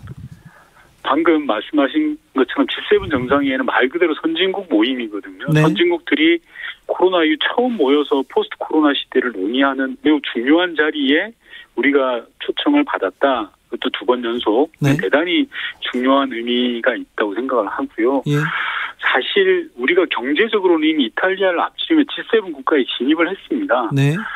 코로나 방역이나 기후변화 대응에 있어서도 대한민국이 G7과 어깨를 나란히 하는 그런 국적이 좀 확인이 됐고요. 일각에서는 G7 정상회의 끝나고 사실상 G8이다 우리가 라는 그런 분석과 평가도 있고요. 에피소드 하나 말씀드리면 이번 G7 정상회의 참가 국가들 중에 단 하나의 국가만 제외하고 거의 모든 국가가 문재인 대통령과 양자 또는 약식 회담을 제의해 왔다는 겁니다. 아, 다요? 쉽게 말하면 예, 한 나라 빼고요. 네. 쉽게 말하면 만나고 싶고 듣고 싶고 이야기를 해보고 싶은 그런 국가가 되었다는 거죠. 그만큼 대한민국의 위상이 완전히 달라졌다. 이전에 선진국으로부터 뭔가를 받던 국가에서 이제 다른 나라를 위해서 기여하고 인류 안녕에 이바지하는 그런 국가가 된 것이다라는 생각이 듭니다. 아, 그렇습니까? 단 하나의 국가는 일본이죠. 그럼 제 인터뷰를 끝까지 들어보면 나중에 답이 나오실 겁니다. 아, 그래요? 잘 듣겠습니다. 그러면요. 이번 G7 정상회담에서 핵심 의제라고 해야 될까요? 이거는 의미가 있었다. 이런 부분이 있으면 좀 알려주십시오. 우리 국내 언론은 중국 이슈에만 관심을 많이 가지던데요. 네. 사실 보다 근본적인 의제는 코로나19 대응이었습니다. 네. 선진국들이 다 모여서 포스트 코로나를 어떻게 대응할 거냐라는 그 핵심이었고요. 첫 확대 회의가 보건 세션이었던 것도 그 중요성을 보여줍니다. 네. 아시다시피 대한민국은 세계 어느 나라와 비교해도 가장 안정적으로 코로나19를 대응해 왔지 않습니까? 네. 그리고 지난 한미 정상회담을 통해서 글로벌 백신 허브로 세계 백신 생산의 허브로 자리매김을 했거든요. 이런 부분들이 이번에 중요한 의제가 된 것으로 보여집니다. 아, 네. 포스트 코로나 시대를 어떻게 대비할 것인가. 거기에 한국도 큰 의미 있는 역할을 해야 된다. 이래서 초청됐군요. 그리고 외국에서도 한국의 코로나 방역을 굉장히 높게 평가하고 있네요. 근데요, G7 정상회의에서 문재인 대통령이 보리스 존슨 영국 총리하고 바이든 미국 대통령 사이에 딱 있더라고요. 그리고 앞자리에 계속 있고 이거 자리 배치는 어떻게 했습니까? 기본적으로는 주최국이 정하는 겁니다. 통상적으로는 대통령이냐 총리냐 또는 재임 기간 등을 고려한다고 들었습니다. 예를 들어서 오래된 사람을 우선한다든지 또는 그 반대 신참을 앞세우는 경우도 있습니다. 쉽게 말해서 엿장수 마음대로 하는 건데요. 이런 과정들을 통해서 대한민국의 국제적 위상을 보여준 거라고 생각하는데 네. 그 예로서는 첫 번째 보건 세션에 영국 총리 바로 옆자리에 문재인 대통령이 앉으셨거든요. 그러더라고요. 네. 예, 보건 세션에서 코로나 대응 모범 국가인 대한민국의 대통령을 자국 총리 옆에 배치한 건 사실 우리의 위상을 단적으로 보여주는 그런 사례가 아닌가 싶습니다. 네. 저 문재인 대통령 청와대에 계실 때 문재인 대통령 모시고 유럽 순방 다녀오셨죠? 아닙니다. 저는 청와대에서 한 8년 생활을 했는데 순방은 처음입니다. 아, 그래요? 아, 투자구나. 네.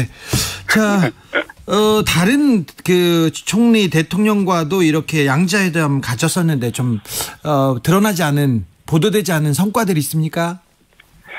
네, 그보다 앞서 백신 이야기하고 코로나 이야기 하나만 더 말씀드리면요. 네. 어제 하루 종일 이제 대통령께서 오스트리아 대통령, 총리, 국회의장, 비엔나 시장 등을 만났는데요. 네. 그들 모두가 대한민국 코로나 대응에 대해서 한결같이 칭찬을 했습니다. 이건 칭찬 수준이 아니라 사실상 칭송 수준이더라고요. 네. 중요한 것이 그분들이 이야기하는 게 봉쇄 조치, 일종의 락다운을 하지 않고도 경제 성장을 세계 최고로 이끌어냈다라는 점을 최고로 치고 있고요. 그리고 확진자와 사망자 등 방역에 있어서도 최고였다는 것이 이구동성으로 이야기하는 거였습니다. 네. 네. 앞서 양자회담 말씀하셨는데요. 네. 마크롱 대통령하고도 약식회담을 했었습니다. 이 마크롱 대통령과 약식회담은 마크롱 대통령 측에서 끈질기게 요청을 해서 승자된 거였고 애초에 계획은 없었던 거였습니다. 아, 그래요? 무슨 얘기했습니까? 마크롱 대통령과는 반도체하고 전기차 등 한국이 가지고 있는 강점에 대해서 첨단 산업 분야에 대한 협력을 이야기를 했는데요. 아마도 제 추측으로는 지난번 한미 정상회담을 통해서 반도체 전기차 부분이 크게 논의가 됐지 않았습니까? 예. 그런 부분들이 영향을 끼쳤을 것으로 보여지고요. 예. 또한 문화와 교육 분야 협력에 대해서도 많은 논의가 있었습니다. 예. 한미 정상회담도 그렇고 이번 G7 정상회의에서도 그렇고 우리가 뭔가를 내주고 우리가 뭔가를 좀 베풀고 있다는 생각도 듭니다. 뭐 자본이나 기술을요. 네네. 근데 민주당 의원이어서 너무 지금 저 문재인 정부 잘했다고 칭찬하고 칭송하는 것 같습니다. 그런 거 아닙니까? 아닙니다. 잘한 건 아닙니다. 절대 아니고요. 제가 현장에 와서 눈으로 보고 들은 겁니다. 네. 이게 저도 의외였던 게 오스트리아의 모든 분들 만나는 분들마다 코로나 대응과 경제 성장에 대한 실적들에 대해서 이구동성으로 이야기를 하고 있고요. 그리고 저는 좀 잘한 건 좀 잘했다고 공감대를 해주시는 것도 좋지 않을까 하는 생각이 듭니다. 이게 문재인 정부가 잘해서 이런 게 아니라 우리 국민 모두의 성취자 자랑거리 아닙니까? 그러면 국민 여러분들도 자랑스러워하셔도 되고 야당도 좀 함께 자랑스러워해 주셨으면 좋겠다 그런 생각이 듭니다. 네.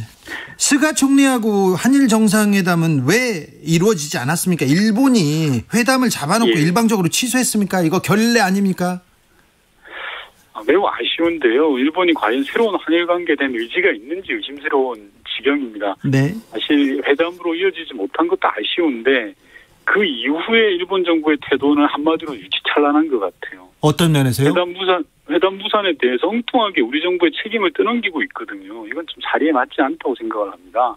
네. 제가 정부 당국자가 아닌 만큼 회담 무산 과정을 세부적으로 알지 못하지만 언론 보도를 통해서 종합해 보면 일정 정도 실무적 합의는 있었던 걸로 보여집니다. 그걸 일본 측에서 일방적으로 파기한 것으로 추측이 되고 있고요. 퍼즐을 맞춰보면 저는 스가 총리가 좀 피한 것 아닌가라는 것들도 생각해 볼 수 있는데 오늘 언론 보도를 보니까 이게 스킨십이 되게 부족하다라고 나온 보도가 있었더라고요. 그런데 그 예로서 정상들이 약식회담을 하는 공간이 라운지라는 공간이 있습니다. 통상 세션이 진행되고 있으면 잠깐 나와서 커피 한잔 하면서 이렇게 약식회담을 하는데요. 이번에 G7 정상회담에서는 6번 정도 각국 정상들이 그 공간에 들어올 수가 있다고 합니다. 근데 스가 총리는 제일 처음 한 번만 딱 들어오고 아예 그 길 들어오질 않았대요. 그러니까 약식회담 자체를 피했다라고 볼 수밖에 없어요. 결과적으로는. 네, 뭐 했을까? 한마디로 쏙 좁은 정치죠. G7에서 한반도 평화 프로세스에 대한 진전도 있었습니까? 지지를 모았다는 얘기는 들었는데요. 한반도 평화 프로세스에 대한 선진국들의 지지는 대단히 중요한 동력입니다. 지금 당장은 구체적 도움이 되지 않더라도 유엔 등에 있어서는 향후에 매우 중요하거든요. 그래서 이번 G7 정상회담을 통해서 전 세계 주요 정상의 지지가 여전함을 재확인한 것은 매우 큰 성과입니다. 특히 이번 오스트리아 방문을 통해서요. 이 오스트리아가 영세 중립국이지 않습니까? 네. 그리고 유엔 조직이 40여 개가 넘게 이 비엔나에 있습니다. IAEA라든지 군축 관련된 기구가 상당수 여기에 들어와 있고요. 오스트리아 정부의 우리 한반도 비핵화 입장에 대한 지지 표명도 큰 성과라고 저는 생각합니다. 네. 오늘이 6.15 남북 공동선언 21주년입니다. 대북 특사로 평양에 가서 김정은 위원장하고 직접 만나기도 하고 그래서 좀 여쭤보겠습니다. 한반도 프로세스, 평화 프로세스 지금 어디쯤 와 있는 것 같습니까?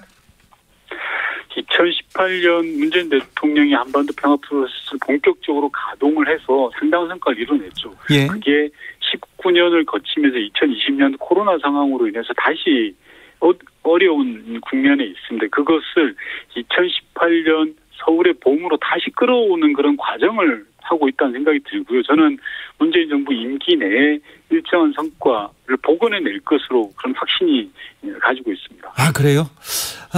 북한이 왜 이렇게 조용합니까? 한미 정상회담이 있었고요. 또 몇 가지 북한에 대한 내용도 나왔는데 왜 조용합니까? 언제쯤 움직일까요? 제가 정부 당국자가 아니어서 구체적인 정보를 갖고 있지는 않습니다만. 그럼 촉으로 감으로 좀 얘기해 주세요. 조용한 것이 나쁘지만은 않습니다. 물밑 접촉들이 진행되고 있거나 또는 분석들이 진행되고 있다라고 보면 될 것 같고요. 우선 북한의 노동당 중앙위원회 전원회의가 곧 개최가 될 것입니다. 이 자리에서 김정은 위원장의 입장들이 좀 나올 걸로 예상이 되는데요. 저는 한미 정상회담부터 지금 G7 정상회의까지 문재인 대통령이 잘 끌어오고 계시다고 생각하거든요. 그래서 일정하게는 좀 성과를 기대하고 있는 그런 입장입니다. 아, 그래요? 그러면 아무튼 임기 내에 올해는 좋은 남북 간의 좋은 화해와 협력의 분위기를 좀 기대해도 됩니까? 최소한 한반도 평화를 유지해가는 것이라도 저는 좀 할 수 있겠다는 생각이 들고요.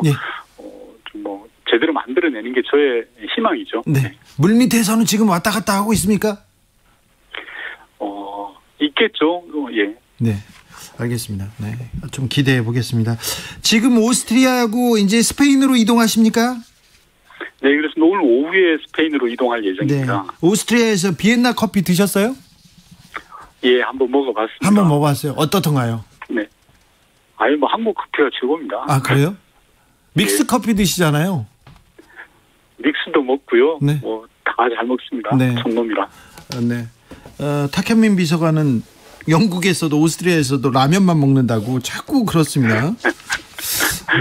자, 마지막으로 좀 정리해 주십시오. 자, G7 정상회의 참여 그리고 유럽 순방 이렇게 문재인 대통령이 계속 일정을 이어가고 있는데 국제사회에서 우리의 위상 어떻게 달라지고 있습니까? 또 어떤 쪽으로 우리 대한민국은 가고 있습니까? 대통령께서 영국을 떠나면서 페북에 글을 남기셨던데요. 1907년에 헤이그 만국평화회의와 한반도 분단이 결정된 포츠담 회의가 떠올랐다, 이런 글을 남기셨습니다. 우리 민족의 운명과 앞날에 대해 정작 말 한마디 제대로 못했던 게 헤이그 만국평화회의와 포츠담 회의였지 않습니까? 그 서럽던 시절과 비교해 보면 지금 우리가 얼마나 달라진 세계적 위상을 가지고 있는지 절감하게 됩니다. 이제 우리 대한민국은 우리 운명에 대해서 우리 스스로 목소리를 낼 수 있을 뿐만이 아니라 심지어 다른 나라 전 세계 앞날에 대해서 우리가 의견을 밝히고 끌어가고 있는, 당당하게 기여를 할 수 있는 국가가 되었습니다. 이 모든 것은 문재인 정부를 넘어서 우리 국민 모두의 성취자, 저는 자랑거리라고 생각을 하거든요. 그래서 우리 달라진 대한민국의 위상을 함께 자랑스러워해 주시고 해주시길 그런 바람 있습니다. 문재인 대통령 오랜만에 순방하시면서 뭐 좀 속을 터놓고 얘기하셨을 것 같은데요. 다른 얘기는 안 하시던가요?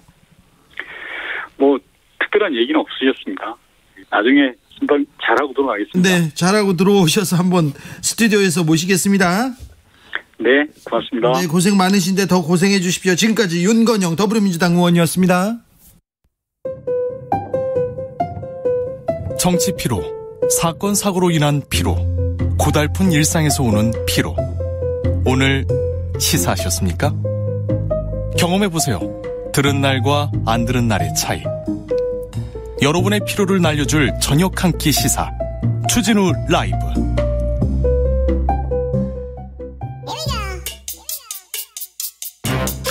뉴스를 향한 진지한 고민, 기자들의 수다. 라이브 기자실을 찾은 오늘의 기자는 은지옥이요. 시사인 김은지입니다. 첫 번째 뉴스부터 가볼까요? 네, 수술실 CCTV 설치가 뜨거운 이슈로 떠올랐습니다. 내일부터 임시국회 열리는데, 네, 이 문제 뜨겁게 떠오를 것 같습니다. 네. 더불어민주당이 치고 나갑니다. 네, 수술실에 CCTV를 다는 법이 발의된 지 1년째인데요. 네. 국회를 넘어가지 못하고 있습니다. 거기에서 못 움직이네요. 꼼짝도 못하네요. 네, 이제 그런 가운데 어제 이준석 국민의힘 대표가 어제 CCTV 설치법 목적에는 동의한다라고 하면서도요. 그것이 보급되면 의료행위에서 의사들이 굉장히 소극적으로 임할 수 있어서 전문가들 의견 좀 더 듣고 입장 내겠다 이렇게 밝혔거든요. 일단 국민의힘에서는 계속해서 좀 미온적입니다. 특별히 의사들의 반발 조금 걱정된다. 계속 이 주장하고 있습니다. 네, 이제 그래서 더불어민주당 쪽에서는 오늘 집중적으로 이에 대해서 메시지를 냈습니다. 네. 먼저 윤호중 더불어민주당 원내대표는 최고위원회에서 국민 10명 중 8명이 찬성한다라고 하면서 여론의 지지를 설명했었는데요. 예? 그렇기 때문에 새로운 야당 지도부는 수술실 CCTV 설치법에 대해서 어떤 의견 가지고 있느냐 다시 한번 압박을 한 거죠. 네. 그리고 강병원 최고위원도 이야기를 덧붙였는데요. 과속감시 CCTV와 차량에 설치된 블랙박스 때문에 운전 실력 제대로 발휘 못한다. 이런 말처럼 황당한 이야기라면서 수술실 CCTV 다는 것에 대해서 미온적인 태도에 대해서 공격했습니다. 사실 대리 수술 문제가 최근에 불거졌어요. 그 전에는 의사들 성추행 문제 있었고요. 그리고 또 뭐 수술실에서 생일 파티하고 이런 사진들도 있었죠. 그런 내용들이 있어서 국민들은 지지 여론이 굉장히 높습니다. 네, 입장 바꿔서 사실 보통의 사람들은 의사로서 수술하기보다는 환자의 경험들이 더 많잖아요. 네. 주변 사람들을 누구 하나 수술 안 해본 사람이 없을 정도이고요. 저도 의사 선생님한테 수술 받고 싶지 모르는 사람들 가짜 의사한테 이렇게 수술 받고 싶지 않아요. 네, 게다가 마취된 상태에서 내가 컨트롤할 수 없는 그 장면에서 어떻게 신뢰를 담보할 수 있느냐 이런 것들이 있는데요. 사례가 쌓이니까 시민들의 의심은 어떻게 보면 합리적일 수밖에 없는 부분들이 있습니다. 예를 들어서 3-4시간 수술 중에서 15분만 개입하고 나머지 시간은 일반 직원이 수술을 진행했다. 이런 증언이 나서 수사가 이뤄졌고요. 게다가 또 다른 척추 전문 병원에서는 의사 대신 간호조무사들이 수백 건의 유령 수술을 해서 문제가 된 바가 있습니다. 네. 그리고 또 2018년에는 경기도의 한 관절 전문 병원에서 유령 수술로 심지어 환자 2명이 사망한 사건도 있었거든요. 네. 이처럼 대리수술이 잇따라 발각되면서 법적 제도적 장치에 대한 요구가 급물살을 타고 있습니다. 그런데 항상 국회에서 계속 이렇게 잠자고 뭉개고 있었는데 이게 뭐 될지 모르겠어요. 대리수술이 이렇게 많은데요. 엄청 많죠, 건수도. 네, 그런데 문제는 그에 대해서 제대로 처벌이 안 되고 있다라는 불신 때문입니다. 예? 그러니까 지난 4년 동안에 정부가 의료인의 대리수술에 대해서 행정처분한 건수가 44건에 불과하다라고 하는데요. 네? 적발 자체도 적은데 그중에서 처벌도 제대로 되고 있지 않다. 이런 불만들이 많고요. 네? 게다가 해당 그럼 의사가 누군지 환자로서 너무나 알고 싶잖아요. 네? 왜냐하면 그 의사에게는 다시 가고 싶지 않고 앞으로 의사 어떤 병원을 갈지 결정할 때도 그 정보들이 아주 중요할 텐데요. 중요하죠. 네, 그런데 이러한 행정처벌을 받은 의사가 의료기관에 대해서는 누구인지 일반에게 공개되지 않는다라고 합니다. 네. 그렇기 때문에 이제 CCTV 필요하지 않냐 이런 여론들이 계속 올라가고 있는 거고요. 그런데 6월에 국회에서 통과될까요? 네, 아직은 좀 지켜봐야 되는 상황인 것 같습니다. 결국 국회는 여론의 압박에서 움직이는 공간이기 때문에 네. 더욱더 관심을 가지고 언론도 보도하고 시민들이 목소리를 내면 움직일 것 같긴 합니다. 이번에는 민주당이 일하는 모습 보여줘야 되고 국민들 챙기는 모습 보여줘야 되기 때문에 이걸 좀 속도를 낼 것 같아요. 네, 이게 전문가 집단에서는 항상 이런 식으로 수술 기피 현상이 의사들한테 있을 수도 있다. 그리고 잠재적 범죄자 취급하는 거 아니냐 이런 이야기를 했다라고 하는데요. 네. 이러한 전문가들 논리를 좀 뛰어넘어서 볼 필요가 있을 것 같습니다. 그런가요?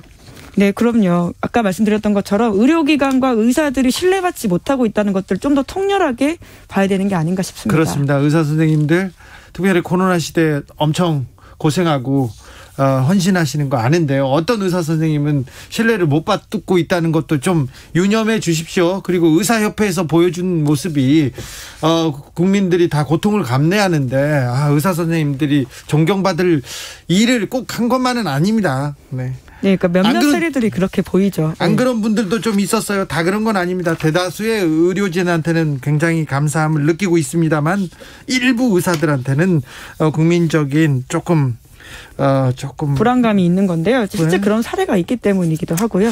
네. 커요. 네, 다음 뉴스로 가볼까요? 네, 홍성훈 서미갤러리 대표 아시나요? 저는 잘 알죠. 이분. 네, 재벌가의 미술품 이야기할 때 빠지지 않고 등장하는 인물입니다. 그렇죠. 네, 2007년 삼성 특검 당시 언론의 이름을 오르내려서 유명세를 타기도 했습니다. 네. 행복한 눈물이라고 아마 대중들이 많이 기억할 만한 작품이 그렇죠. 있는데요. 네. 당시에 리텐슈타인 열풍을 일으키기도 했던 작품입니다. 그때 삼성이 이 그림 구매한 적 없다 이렇게 밝혀서 논란이 됐었는데요. 네. 그때 나중에 홍성훈 대표가 제가 가지고 있다 하면서 공개도 했었는데 이건 좀 말이 안 됐어요. 아니 삼성에서 자기네들이 돈 주고 사고 어디 갖다 놨다고 했는데 그 특검에서 조사를 하다가 그냥 스톱했어요. 그만두고 나중에 홍성원 씨가 손들고 내가 가지고 있어요 이렇게 얘기하니까 그래요 하고 넘어갔었어요. 네, 그러니까 이 비자금의 통로로 이용된 게 아니냐라는 의심이 핵심이었고요. 네. 그때 이제 유야무야 되었다라는 것인데요. 재벌가의 그림을 많이 사줬습니다. 그 사모님들한테 그림 많이 사줬는데 그 이후에도 계속 문제가 됐습니다. 삼성 특검 때 처음 이름이 공개됐고 그 이후에 또 다른 재벌가에서 나왔었죠. 그렇죠. 2010년에는 오리온 그룹의 배임 횡령 사건에 연루된 바가 있고요. 네. 그래서 관련해서는 유죄를 받게 됐습니다. 그리고 2011년도에도 한상률 전 국세청장 그림 사건 관련해서도 이야기가 나온 바가 있고요. 게다가는 홍라이 리움 미술관장 상대로도 민사소송도 제기한 바가 있습니다. 네. 그러다가 또 갑자기 취하기도 했었고요. 예. 여러모로 여론의 주목을 받으면서 핵심 사건의 관계자로 등장한 바가 있는데요. 삼성의 그림을 사주는데 굉장히 큰 일을 했어요. 많은 일을 했는데 제가 그것 때문에 제가 이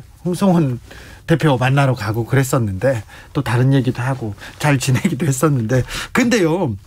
그러다가 삼성하고 송사가 걸렸어요. 돈을 내놔라 이렇게 하다가 그러면서 삼성하고는 멀어지고 다른 사람들하고도 좀 멀어지고 그랬어요.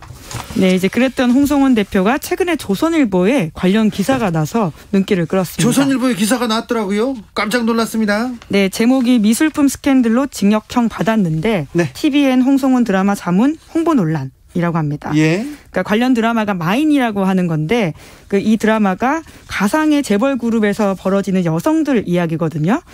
김서영, 이보영 이런 배우들이 주인공으로 나와 있고요. 자신의 정체성과 사랑하는 사람을 지키기 위한 사투를 그린 작품인데 재벌가의 그림 얘기인가요? 네, 이제 그림 이야기가 메인은 아니지만 재벌가 이야기에서 빠지지 않은 그림 이야기도 곁들여져 있습니다. 네. 에피소드와 장식품이 꽤 나오는데 그러다 보니까 홍성훈 대표가 이와 관련된 자문을 했다라는 사실이 밝혀졌고요. 예. 조선일보가 관련된 문제 제기를 한 거죠. 뭐라고 했어요? 재벌가의 미술상으로 불리면서 거액의 여러 미술 관련 스캔들로 징역형까지 선고받았는데 이 사람이 제작에 관여했다. 그렇기 때문에 이 대중적 영향력이 큰 방송국에 검증에 구멍이 났다. 이런 비판을 했습니다. 홍성원 씨가 TVN 드라마에 뭐 어떻게 관여를 했나요? 그러니까 아까 그 미술품 관련된 내용이 많이 나온다고 했잖아요. 이제 네. 그렇게 해서 미술품 관련된 자문을 해줬다라고 합니다. 사실관계를 조금 더 돋보이게 하고 또 그리고는 재벌가에서 실제로 그림이 어떤 식으로 사용되는지 이런 이야기를 좀 들었던 것으로 보이는데요. 재벌가에서 미술품 이게 뗄래야 뗄 수가 없는데 왜 그러냐면은 비자금을 만드는 통로이기도 하고요. 재산 상속을 하기에 가장 좋은 그 아이템이거든요. 그래서 홍성원 씨가 재벌가 얘기를 많이 해줬어요. 일을 많이 해줬어요. 그러니까 이 얘기를 하면 드라마는 좀 뭐 풍성해질 수 있겠죠. 그렇기는 한데 또 드라마에서 또 미화할 가능성도 있고 좀 그런데요. 네, 이제 그래서 1화, 2화에 심지어 이제 홍성호님에게 감사합니다. 뭐 이런 식의 문구가 있었다라고 하면서 조선일보가 네, 문제 제기를 한 건데요. 그 재벌가와 미술품은 뭐 뗄래야 뗄 수 없는 관계다라는 말씀 방금 진행자도 하셨는데 저희가 과거에 이건희 컬렉션도 한때 열심히 소개하지 않았습니까? 네. 이제 그런 것처럼 재벌가에서는 그림이 굉장히 유통, 돈과 관련돼서 빠질 수 없는 이슈이기도 하고요. 그래서 국세청과 관련되어서도 그림 이야기들이 꽤 나오고 있습니다. 네. 예, 그럼 합법적으로 돈을 전달할 수 있는 도구였다라는 이야기도 있고요. 앞서 말씀드린 것처럼 리히텐슈타인, 예, 네. 정확하게 말씀드리면 행복한 눈물 이런 것들이 비자금 통로라고 의심받기도 했었고요.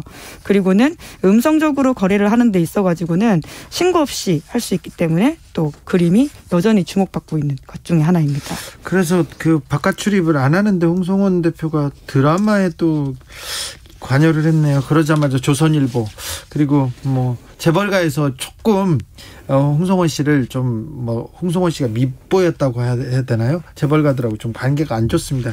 바로 조선일보가 나서서 저격을 했군요. 마지막으로 만나볼 뉴스는요? 네, 대법원장 공간에서 한진 법무팀이 만찬을 했다 이런 보도가 나왔는데요. 대법원장은 침묵하고 있습니다. 조현아 전 대한항공 부사장 대법원에서 확정 판결 받았습니다. 집행유예로.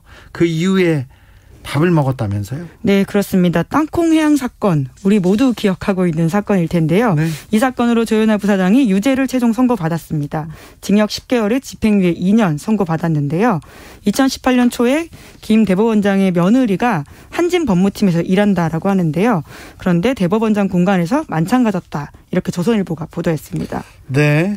네, 조 전 부사장은 한진그룹 오너 일가이고 그리고 김영수 대법원장 며느리는 관련된 계열사에서 근무하고 있기 때문에 문제가 되고 있는데요. 네. 뭐 이 사건 관련해서 어떤 결론을 내렸는지 혹은 뭐 투명하게 했는지 불투명하게 했는지는 아무도 알지 못하지만 이 자리 자체가 굉장히 부적절하다 이런 지적이 나오고 있습니다. 네.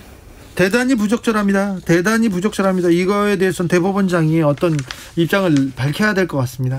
네, 이제 그런데 출근길에 기자들이 물었는데요. 아무런 이야기를 하지 않고 건물에 들어갔다라고 합니다. 그리고 대법원 공보실에서도 딱히 입장을 밝히지 않았다라고 하는데요. 말이 재밌습니다. 입장이 없는 게 대법원장의 입장이다. 라고 합니다. 왜냐하면 3년 전 사건이라서 답변 가능한 게 없다 이렇게만 말했다라고 하는데요. 네. 그런데 또 오늘 보도에 따르면 김 대법원장의 아내도 그 만찬 자리에 참석했다 이렇게 추가적인 보도가 있어서 이에 대해서 대법원장 혹은 대법원의 입장 추가적인 표명이 필요하지 않나 싶습니다.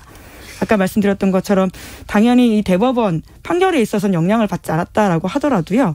이에 대해서는 투명하게 이 사안을 해명해야 되지 않나라는 생각이 들거든요. 공간에 지금 그 자녀들이 함께 살고 있어서 이런 일이 벌어진 건가요? 네, 그렇습니다. 공간에 결혼한 자녀가 함께 살고 있다 이런 사실도 앞서서 밝혀져서 비판을 받은 바가 있는데요. 아파트 청약에 당첨된 김 대법원장 아들 내외가 2018년 초부터 아파트 입주할 때까지 대법원장 공간에 함께 살았다라고 합니다. 뭐 주거비를 아끼려고 한다, 꼼수다 이렇게 얘기하는데 뭐 이건 그럴 수 있다고 봐요. 어느 정도 뭐 아파트가 다 지어질 때까지 아버지한테 사는 걸 크게 비난할 수는 없지만 그 자리에 그 집의 공간에 대법원장이라는 막중한 자리에 있는 사람이 예, 물론 대법원장이 그 자리에 참석했는지 여부는 확인이 안 되었다라고 하는데요.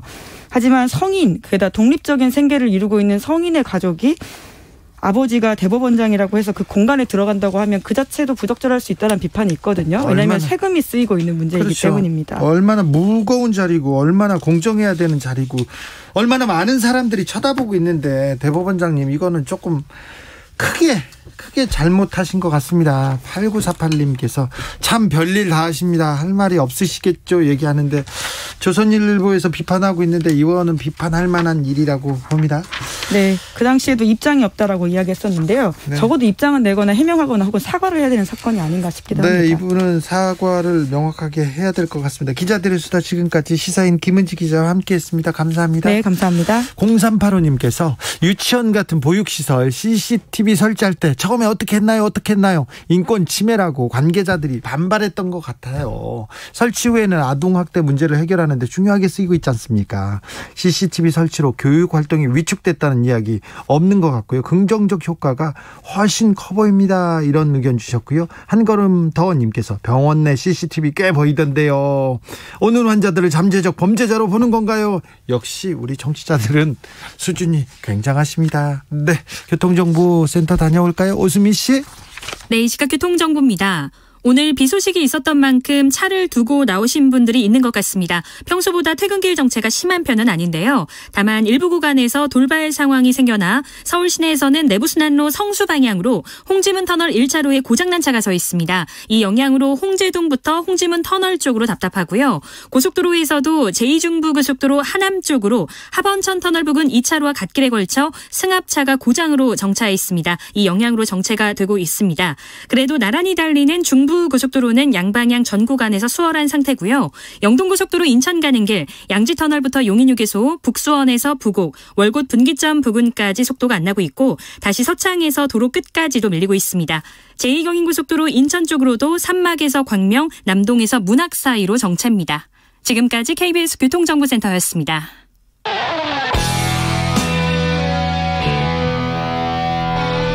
스치기만 해도 똑똑해진다.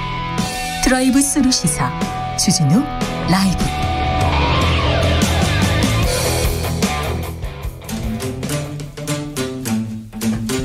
(2030) 청년이 보고 듣고 느끼는 요즘 우리 사회 그것이 궁금하다. MZ세대에게 묻는다. 요즘 뭐하니? 프로게이머 출신 유튜버 황희도 씨 어서 오세요. 네, 안녕하세요. 네, 오늘 준비한 얘기로 가볼까요? 예, 먼저 준비한 주제는 그 헌정사상 처음으로 30대 당대표가 탄생했죠. 이준석 바람. 자, 네. 이준석 바람 MZ세대는 어떻게 보고 있습니까?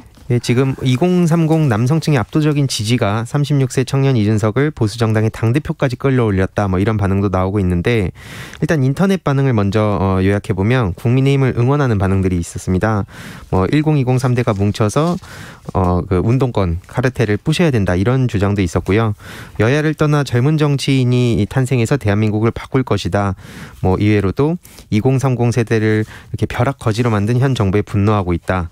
이런 비판적인 목소리와 함께 국민의힘을 응원하는 반응도 있었고요. 2030 세대를 벼락거지로 만들었습니까? 현 정부가 그렇게 해서 생각합니까? 그런 사람들이 많습니까? 그런 의견들이 좀 일부 여론은 중에 있습니다. 네. 네. 그리고 이외로도 또 이거에 대해서 비판적인 반응도 있었는데, 부동산 전수조사에 제대로 협조했으면 좋겠다. 그리고 기사만 보면 대통령이 된 것 같다. 네. 네, 언론 보면 석비어천가라는 얘기까지 나올 정도였습니다. 석비어천가요? 네, 그만큼 많이 너무 보도하는 거 아니냐, 이런 지적들도 같이 이어졌습니다. 대통령 된 줄 알겠어, 이런 얘기 많이 합니다. 예. 근데 이준석 대표한테 청년들이 지금 환호하고 있습니까? 응답하고 있습니까?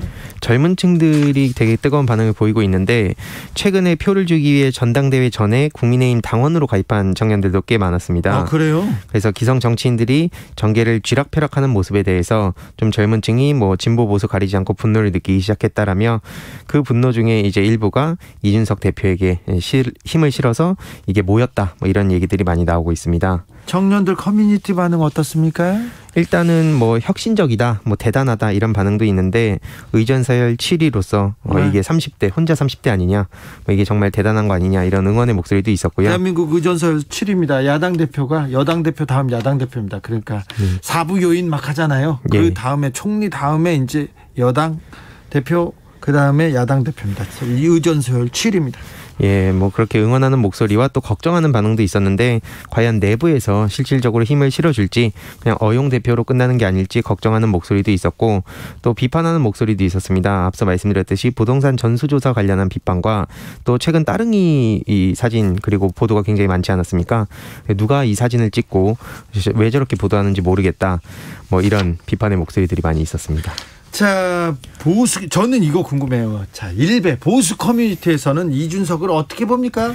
예, 커뮤니티가 굉장히 다양한데 그 안에 이제 일베에서는 이준석 당대표를 굉장히 좀 비판을 많이 하고 있더라고요. 비판해요? 예, 뭐 예를 들어서 이런 남성 인권을 대변하는 게 그냥 권력을 잡기 위한 수단에 불과하다. 뭐 이런 식으로 이준석 대표를 이렇게 비판하는 일부 사람들이 있었는데 결국엔 뭐 이게 권력지향적인 행동이라고 하면서 이런 일베 내에서는 좀 비판하고 지적하는 목소리들이 좀 있었습니다. 그래서 일베 내에선 그런 반응들이 있었는데 전체적으로 이제 MZ 세대들을 나눠봤을 때는 개인의 이익을 실현해줄 수 있을 것 같은, 그러니까 목소리를 좀 대변해줄 수 있을 것 같은 정치인을 민다는 느낌이고, 대부분 그래서 이제부터 진짜 승부처다라고 생각하는 그런 걱정, 기대 뭐 이런 것들이 복합적으로 지금 보이는 듯합니다. 청년 황희두 씨, 이준석 대표한테는 어떤 기대가 있습니까? 그리고 어떤 우려를 갖고 있습니까? 뭐 기대라고 했을 때는 아무래도 어쨌든 대한민국 전체적으로 지금 뭐 여야 할 거 없이 좀 청년들의 목소리에 이젠 진짜 귀 기울여야 되는 거 아니냐라는 공감대가 전체적으로 형성한 것 같고, 그 지점에 있어서는 저는 굉장히 큰 일을 했다라고 생각을 합니다. 네. 그리고 또 걱정되는 것은 뭐 어쨌든 앞서서도 말씀드렸듯이 실질적으로 이게 또 의지만으로 바꿔가는 게 좀 한계가 있다는 생각들이 많이 들더라고요. 저도 내부에서 좀 활동을 해보면. 네. 그래서 그런 점들을 아무쪼록 잘 이끌어가서 뭐 보수 진보 할 거 없이 전체적으로 좀 청년들과 기성세대들의 목소리가 같이 잘 반영될 수 있도록 그런 기대를 좀 해보고 있습니다. 다음은 어떤 얘기 만나볼까요? 20대들이 지금 백신 소외를 호소하고 있다는 보도가 나오고 있습니다. 그런 얘기 많이 하죠. 20대는 언제마다 맞아 그러면서 20대만 뭐 울고 있네, 이런 기사 계속 나오고 있습니다. 네, 그래서 참고로 저도 이 백신을 지금 아직 못 맞은 상황인데, 네. 그러다 보니까 주위 좀 20대 청년들 사이에서는 불만을 토로하고 있다는 목소리가 좀 나오고 있더라고요. 그렇습니까? 저 40대 주변에, 제 주변에는 불만은 아니고 아유 빨리 맞고 싶다 그런 사람은 많은데, 그렇다고 해서 왜 우리만 못 맞는 거야 그렇게 하는 사람들은 별로 없는 것 같은데요. 예, 그래서 뭐 이런 희귀혈전 부작용의 가능성이 좀 커서 20대들이 특히 좀 접종이 제한이 되고 있다고 하는데, 20대 같은 경우에는 그래서 군장병, 경찰 등 사회 필수 인력과 뭐 유치원, 어린이집, 초등학교 저학년 교사 같은 돌봄 인력을 제외하고 나서는 맞을 수 있는 상황이 아니라고 합니다. 그러다 보니까 이제 뭐 백신 인센티브 얘기까지 나오는 상황에 20대들이 그런 언론 기사라든지 이런 걸 통해서 좀 접하고 나서 분노를 좀 표출하는 것 같습니다. 네. 0042님께서 40대는 그냥 기다립니다. 그러고 있어요. 잘하시는 겁니다. 저도 그렇게 생각해요. 네. 잔여 백신 쳐다봐봤자 마음만 아프다. 그냥 기다리자 얘기합니다. 자, 20대 소외론에 대해서 인터넷 여론 반응 어때요? 일단 20대를 향한 비판의 목소리들 좀 있었습니다. 백신 안 맞겠다고, 실험용 쥐가 되기 싫다고 그렇게 난리치더니 해외여행 풀어준다 하고 뭐 인센티브 얘기 나오니까 갑자기 너도 나도 맞겠다고 하는 거냐. 사실 그때부터 좀 요동치기 시작했죠. 네. 그리고 뭐 코로나 한창 유행할 때 코로나 안 걸린다고 뭐 젊다고 하면서 클럽 가고 술 마시고 놀던 게 엊그젠데 왜 갑자기 이런 반응을 보이냐, 뭐 이런 반응들이 있었고요. 또 백신을 맞고 싶어하는 20대들의 반응도 있었습니다. 제발 강의실에서 공부 좀 하게 해줬으면 좋겠다. 그래서 지금 방구석 대학생으로 이렇게 살게 될 줄은 꿈에도 몰랐다라는 이런 목소리도 있었고, 언론을 지적하는 목소리들이 좀 많이 있었습니다. 뭐 20대만 소외된 거냐 그러면서 자꾸 이렇게 세대에 갈라가지고 이간질 시키지 말았으면 좋겠다. 이런 기사 지겹다. 뭐 이런 편향적인 게 문제다. 이런 목소리들이 많이 이어졌습니다. 네.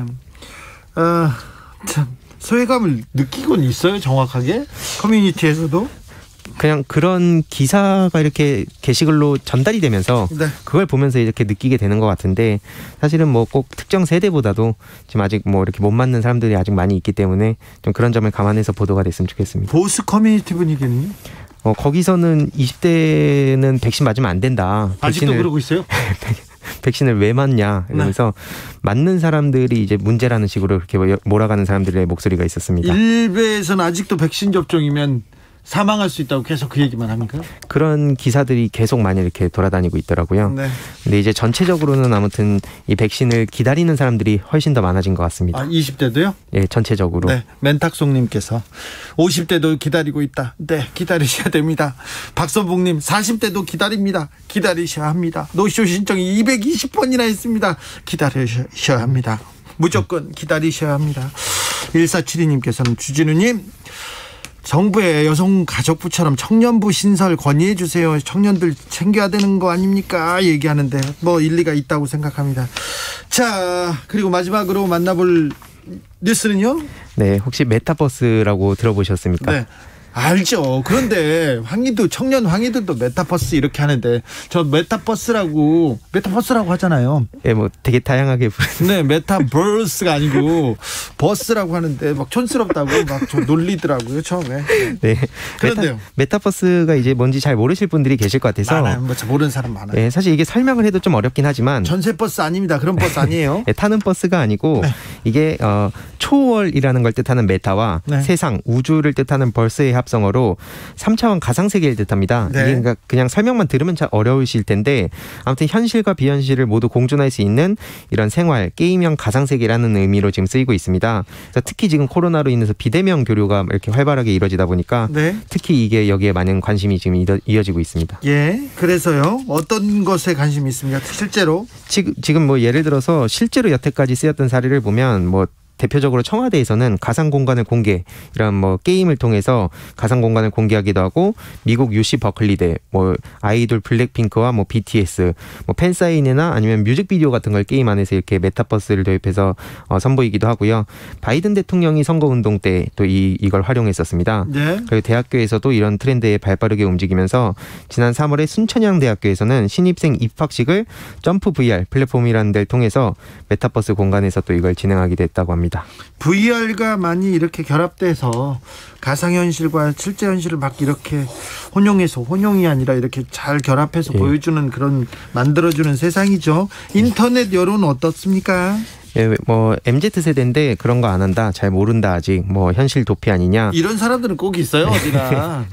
예, 그래서 왜 자꾸 세대를 굳이 나눠서 이해하려는 행동하는지 모르겠다라는 반응도 있었는데, 특히 뭐 청년들 커뮤니티의 반응을 보더라도 이게 어떤 건지는 대략 알겠는데 아직 오래 지속될 거란 확신은 없다. 지금 이게 뭐 핫하다는 것도 알고 대단한 기술인 것도 알겠지만 5년 10년 뒤에도 이게 유행할지는 잘 모르겠다.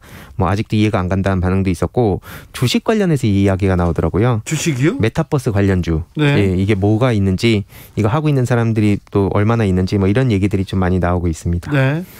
청년들은 메타버스가 이게 좀 뭐라고 하냐, 투자 기회 이렇게 생각합니까? 아까 말씀드렸듯이 이런 관련주에 대해서 좀 얘기들이 나오고 있는데, 실제로 지금 많이 쓰는 층은 청소년들로 알려져 있습니다. 많은 청소년들이 지금 이런 게임 같은 걸 통해서 즐기고 있습니다. 네. 메타버스에 대해서 얘기 나눴습니다. 0290님, 주진우 씨 버스 발음 댓글에 삐진 듯 합니다. 이렇게 하는데 안 삐졌어요. 안 삐졌다니까. 정말이에요. 0950님께서 메타버스 어른들에게는 어려워요. 그런데 이미 우리 생활 속에 들어와 있더라고요. 배달앱도 메타버스의 일종이더라고요. 그렇습니까? 그 기술이, 그러니까 아직은 이게 체감하지 못하는 분들이 많이 계신데, 네. 실제로 아까 말씀드렸듯이 청소년들 사이에서는 이미 이게 일상이 돼버려서 네. 저도 열심히 공부하고 있습니다. 아, 그래요? 네. 예전에 아바타 막, 그리고 새로운 뭐 뭐지, 가상 가수 막 이런 거, 가상 배우 이런 거, 아담 이런 거 그거 아닙니까? 예, 요즘 그래서 뭐 가상 부동산이라는 얘기까지 나올 정도로 네. 엄청나게 발전을 많이 하고 있고, 네. 그러다 보니까 뭐 여러 우려도 있지만 어찌됐든 이렇게 기술이 이렇게 발전한다는 점에 있어서는 굉장히 긍정적으로 보는 시선이 많습니다. 옛날에 아담이라고 또 사이버 가수 하나 있었어요. 알지, 저는 알아요. 7479님, 저는 40대인데요. 자녀 백신 아직도 기웃기웃 그러고 있습니다. 네, 괜찮습니다. 그러셔도 됩니다. 그래도 참 조금 있으면 우리 차례가 올 거예요. 희망을 갖자고요. 요즘 뭐하니 유튜버 황희도 씨와 함께했습니다. 감사합니다. 네, 감사합니다. 오늘도 수고하고 지친 자들이여 여기로 오라. 이곳은 주기자의 시사 맛집 주토피아 주진우 라이브.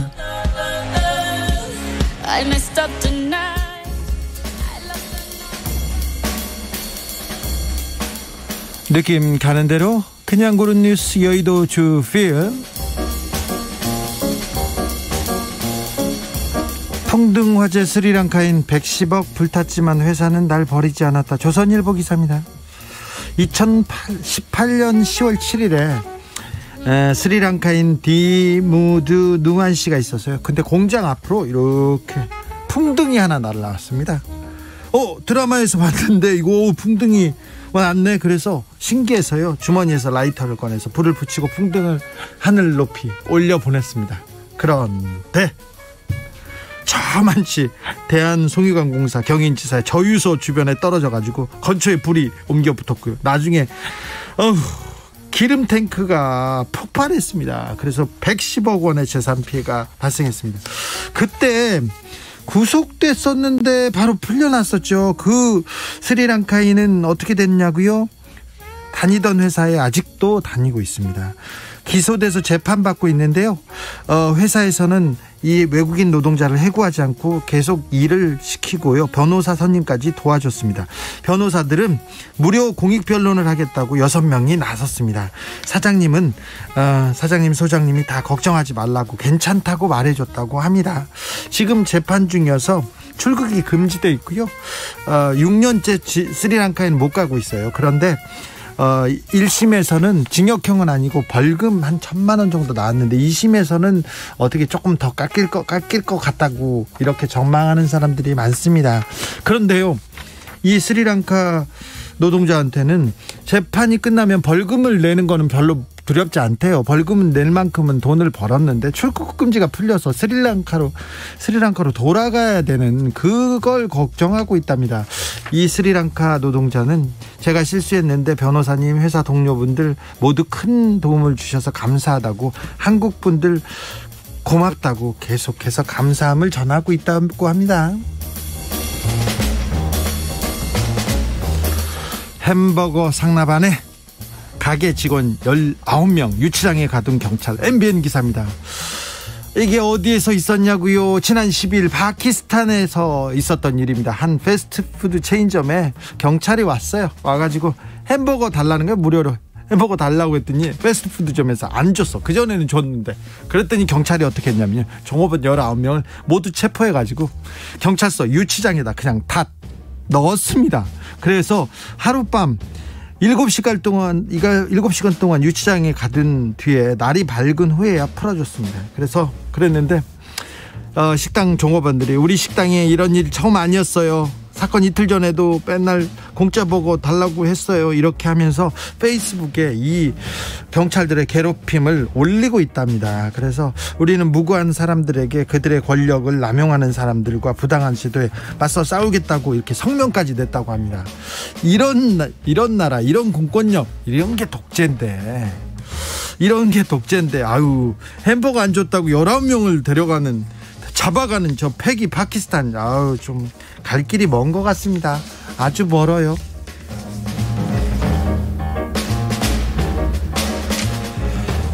딸은 릴리, 아들은 무하마드. 이게 뭐냐고요? 영국에서 가장 인기 있는 신생아 이름이라고 합니다. 뉴스원 기사인데요. 예전에는요, 올리비아, 아멜리아 이런 이름이 인기가 있었는데 요즘은 릴리가 인기랍니다. 왜 여자 이름은 릴리입니다.